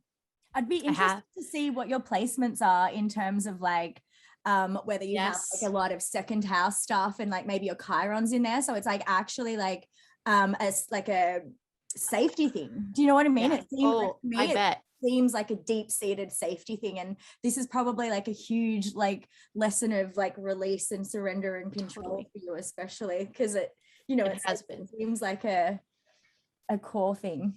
It has been. It's a lot easier now. It was harder then, especially because we weren't, affording everything either. So it's like you're not affording things and you're investing in something else where that money's just totally gone. Like you're not, that's it. Yeah. All those resources you gathered, gone, you're still suffering. It's like, okay, well, what is this? So we worked on this side. We worked on balancing that. We have some I don't think we have it anymore, some fiat savings for a bit there. And I was feeling more at peace. I was feeling more stable. But it seems like whenever we have it with us, the tendency is to want to spend it, especially my partner. He really gets into something and wants to spend on a new toy or a new thing for his joy and it's inner child. And I'm always like, here you go. Like, let's do it. Like, let's just play with your inner child. And I give in, but then I'm like regretful because I'm like, oh, damn it. Like, why did we do that? He's already bored of the thing. Like it's sitting there not being used or whatever. And I'm sure every mother's had this experience, but I'm just like dealing with all these resources shifting and changing all the time and so unreliable. And it's funny. It's been freeing. It's been freeing from all my programming growing up, because my parents would never, and they have not invested a single cent, even though we've asked them many times, like, are you interested? Do you want to do this? His parents, yes. My parents, no. That's how I was raised. They're banking on the conservative. They are conservative people. They are conserving their resources. And I feel like those people are going to it's going to be easy and okay for them too. Like I have no fear for them. They've stored up their storage and they've invested in a certain currency and a certain system, which most people have. And that's going to be most people. So there's going to be a way for all of those people to just move all their savings onto this area of play. Absolutely. And they won't even really feel or think about it the same way we are, because we're like pioneering it right now. And they're just going to get to walk across the bridge after we build it. And I'm happy for them. But I've been like building the bridge and like eating basically scraps like on the way, like here we go, one more brick in, hopefully we're gonna make it, like, but it's a thrill and I've been enjoying it. And I think that's just the Aries rising in me too. I can't even help it, just being like right at the front, just being like what is it? I want to see it first. I want to be there first. And so I'm here, I'm with it. I feel like I'm being dragged along for this one a little bit, but I'm getting on my feet now. The vocabulary is starting to make sense. The logic of how it works is making sense to me now. It's a whole new language, but I'm getting it. And I think my Taurus rising is really into it because I'm like, oh yeah, that makes total sense. I'm like, I am not buying this Prada bag now because I'm going to buy like a million Prada bags later. Exactly. That makes sense. It's so, of course, so Taurus rising, you're like, I'm dealing with this cash, no problem. And then I'm Pisces rising. So I'm like, the mystery of it all is intriguing for me. You're seeing, you see. Yeah. Okay, well, it's so good that you ladies are into it. I trust it way more now, honestly, because I've been so tired of watching these men. Like they're broing out so hard. I'm just like, please, I need some. Yeah. I think men and women, how they deal with it all is very, very different. You know, I feel like almost the women the men are Is a gonna kill me for motherly- saying this, but they're a little bit more strategic and a little bit more anchored into the intuition of it, whereas men literally are all up in the head, like, you know, And the numbers. just, yeah. There's been times I've woken up in the middle of the night and been like, you will transfer this immediately. And then I wake up the next day and it'll be like, and I'm like, it's like, why did I do that? It's like my higher self was like, do it now. That's happening to him too. And I'm getting to sleep, y'all. I'm not getting those. But he keeps waking up from this one dream that Bitcoin is hitting, like, I don't know, what is it, 100,000? I guess it's at 48,000 or something right now. So he keeps seeing this dream where it goes up to, and he's not even investing in Bitcoin. So it's weird that he's getting that dream, but the Bitcoin is the leader in a way. I would say, the front. I always thought that was going to crash soon. Me too. With the George's Dam. Yeah, me that too. was like the common. It's weird. He thinks the same. Maybe it has to get one that dream final is weird. pump before it has its death. It could, and it may just like shoot up, pull everyone with it, and then lose relevance basically because it's a shitty product. That, like the benevolent trying to like get people to put their money in that one, maybe. Yeah. Maybe. Oh, I yeah. had this crazy dream one night. I told Lainey, and this fucking blows my mind. So I woke up from this dream one night, and in the dream, it was someone telling me, they're like, buy Slim. You got to buy the Slim. And I was like, Slim. Anyway, I woke up being like, buy Slim. And I'm like, I don't know what the fuck that means, but I'm guessing it's a fucking token, crypto, whatever. For the mushroom people. I go hunting. It launched during the night while I was dreaming of it. It launched while I was dreaming of it. So 12 hours in, I was Googling it. It had been like launched into the world 12 hours ago, which is when I was asleep dreaming about it. So I fucking bought it because I was like, well, how can you fucking explain that? Do you know what I mean? Never heard of it in my life. Slim, like such a weird name as well. And the fact that it had launched while I was sleeping and dreaming about it. And also, how do you explain that? And that it worked. Yeah. Well, she was like telling me last week. What did it do? It like pumped like 400%. Nice. Fantastic. It's still very, very new. This was only back in June. Yeah. Oh, well, maybe I'll tell Jace about it and be like, yeah, have you heard of this? Yeah. I know things now. But that's cool. And it's good. I am seeing the information is trickling in from the astral plane, which is another good sign. It's like people are waking up from dreams about this. People are going into ayahuasca ceremonies and having this information come through. So I'm almost feeling like left out sometimes. And I'm like, okay, like, where's my dream? Like, give me that extra, like, super excitement. And I haven't fully felt it the same way, I would say. And that's cool. Doing other things, babe. Yeah. Your stuff is way more exciting. I know. It's like I've got my checklist and it's like, okay, financial system, check. Children, check. Like galactic, check. Mars, check. Pluto, check. Like all these things are going on and I'm doing my job, I guess. I'm holding it strong. I'm doing my part. I'm keeping my pylon or my pillar there, my lighthouse. And so I'm just encouraging people who are now seeing these things to also become their own lighthouses and take the lead. And I think their guides are also doing that too. It's like I've been a guide to these people more so and being like, hey, also the spiritual, don't forget yourself. Like, don't forget yourself in this because you'll lose the game if you lose your spiritual core in this. And that's the test. To humanity, right? Yeah, it's all to serve humanity. Like, what is your intention with the wealth, basically? And that's how you'll be that's how you'll be delivered. That's how it always works. Yeah. What is your intention? Okay. Like Noah, build an ark, basically. Like, here you go. There's an ark being built, and many of you are building them. And it's like, okay, the water's coming. Like, it's for sure on its way. Yeah. And everyone's building their own way. Some people are going off grid and making super sustainable housing and for themselves. And that's their wealth. Like they're put their wealth in it already. And that's what they've chosen. And now we're seeing people online and doing all this stuff. And I'm watching so many teams doing so many things and I'm very happy with it all. And it's almost like a whole wave of us have kind of like stepped into our mission. Totally. And like I was And like, I'm glad. yeah, well, I was like dragging my feet for like a year. I was like, I don't want to. I'm a stylist. Go away. Right. like, Yes, fine. I've had conversations like that with a few people. I'm like, fine. But like also it's like I haven't been allowed to work for 18 months, basically. Like I've been locked in my home for 18 months. So it's like, okay, fine. I'll make a podcast. Lol. Something to do. You got to keep talking. You got to say something. Stylists have to Absolutely. talk. They are talkative people. Yeah. Well, and You like, have to be. I also don't think it's like a coincidence that like all of the people I style are like, you know, influencers and celebrities with like mass followings. Like that's not a coinkydink. Do you know what I mean? So it's like when everyone's ready, I'm here. So We're and- You here. are.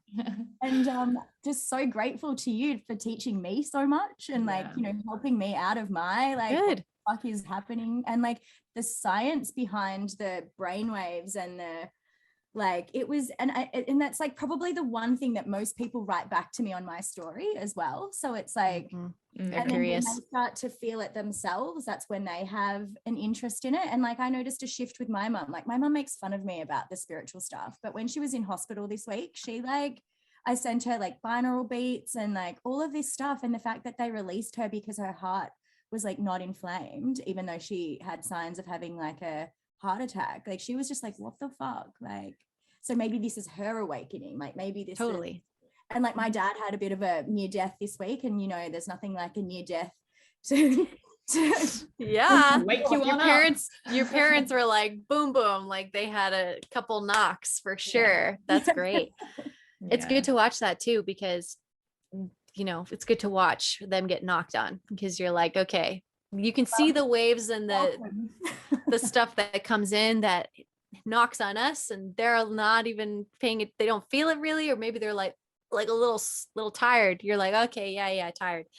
But then you're like, oh, people died from this solar flare. The one that happened last year in May, late May, killed people. Like it was, people were taking that, and they were taking that ride. They were leaving. They were taking that ride to the 5D or wherever they were going. Like they were riding those photons. Like I watched it and I was like, this is what I've been waiting to see. And the data was, when these flares come in, are people going to die?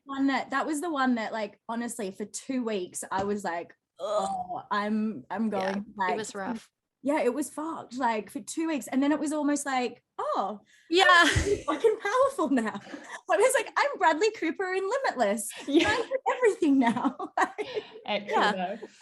I'm better now. It's gonna be this from now on. That's my favorite. I'm like, oh yeah, let's just keep it here. Let's just keep it here. And it's like, no, sorry, not today.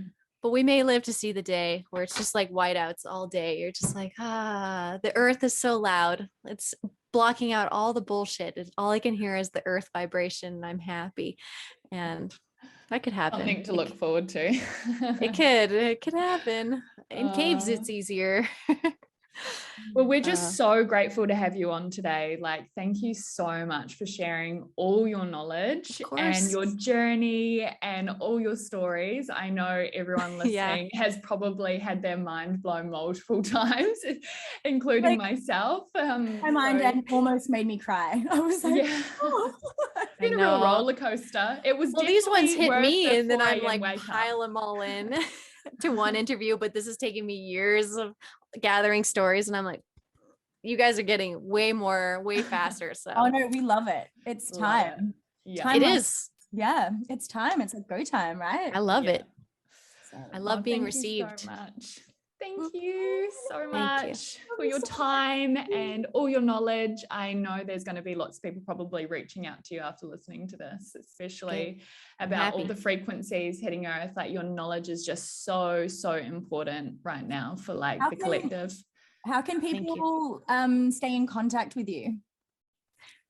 If they like social media, they can find me on Instagram as Ascension Diaries, as well as Facebook and YouTube. That's where I post the most. Instagram, Facebook, YouTube. I have a Telegram as well.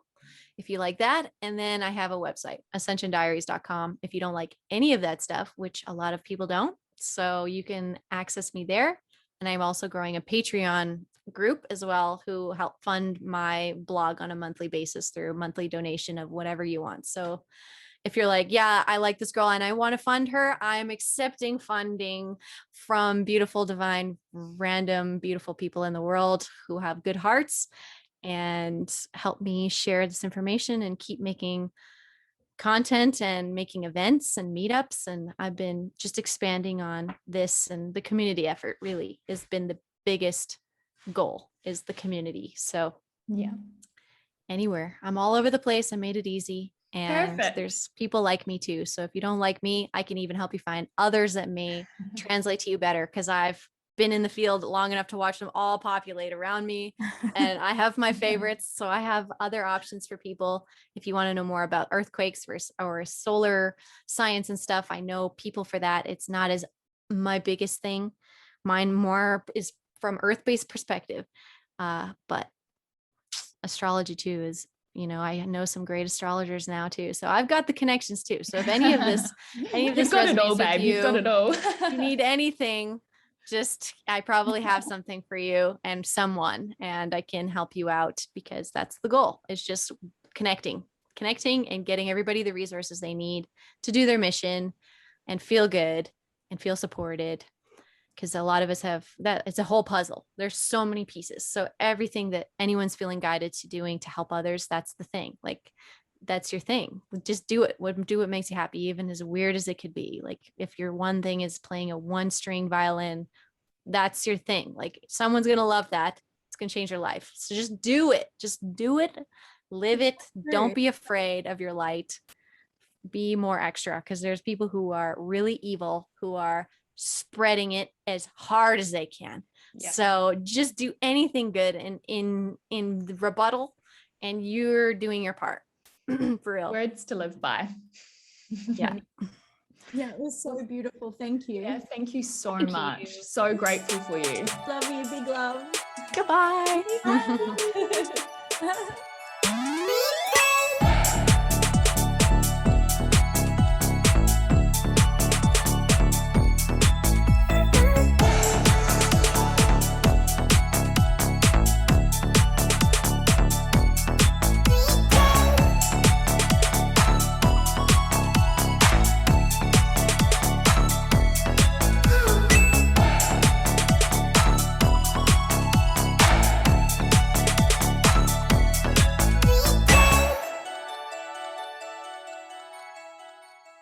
You've been watching an MGT production.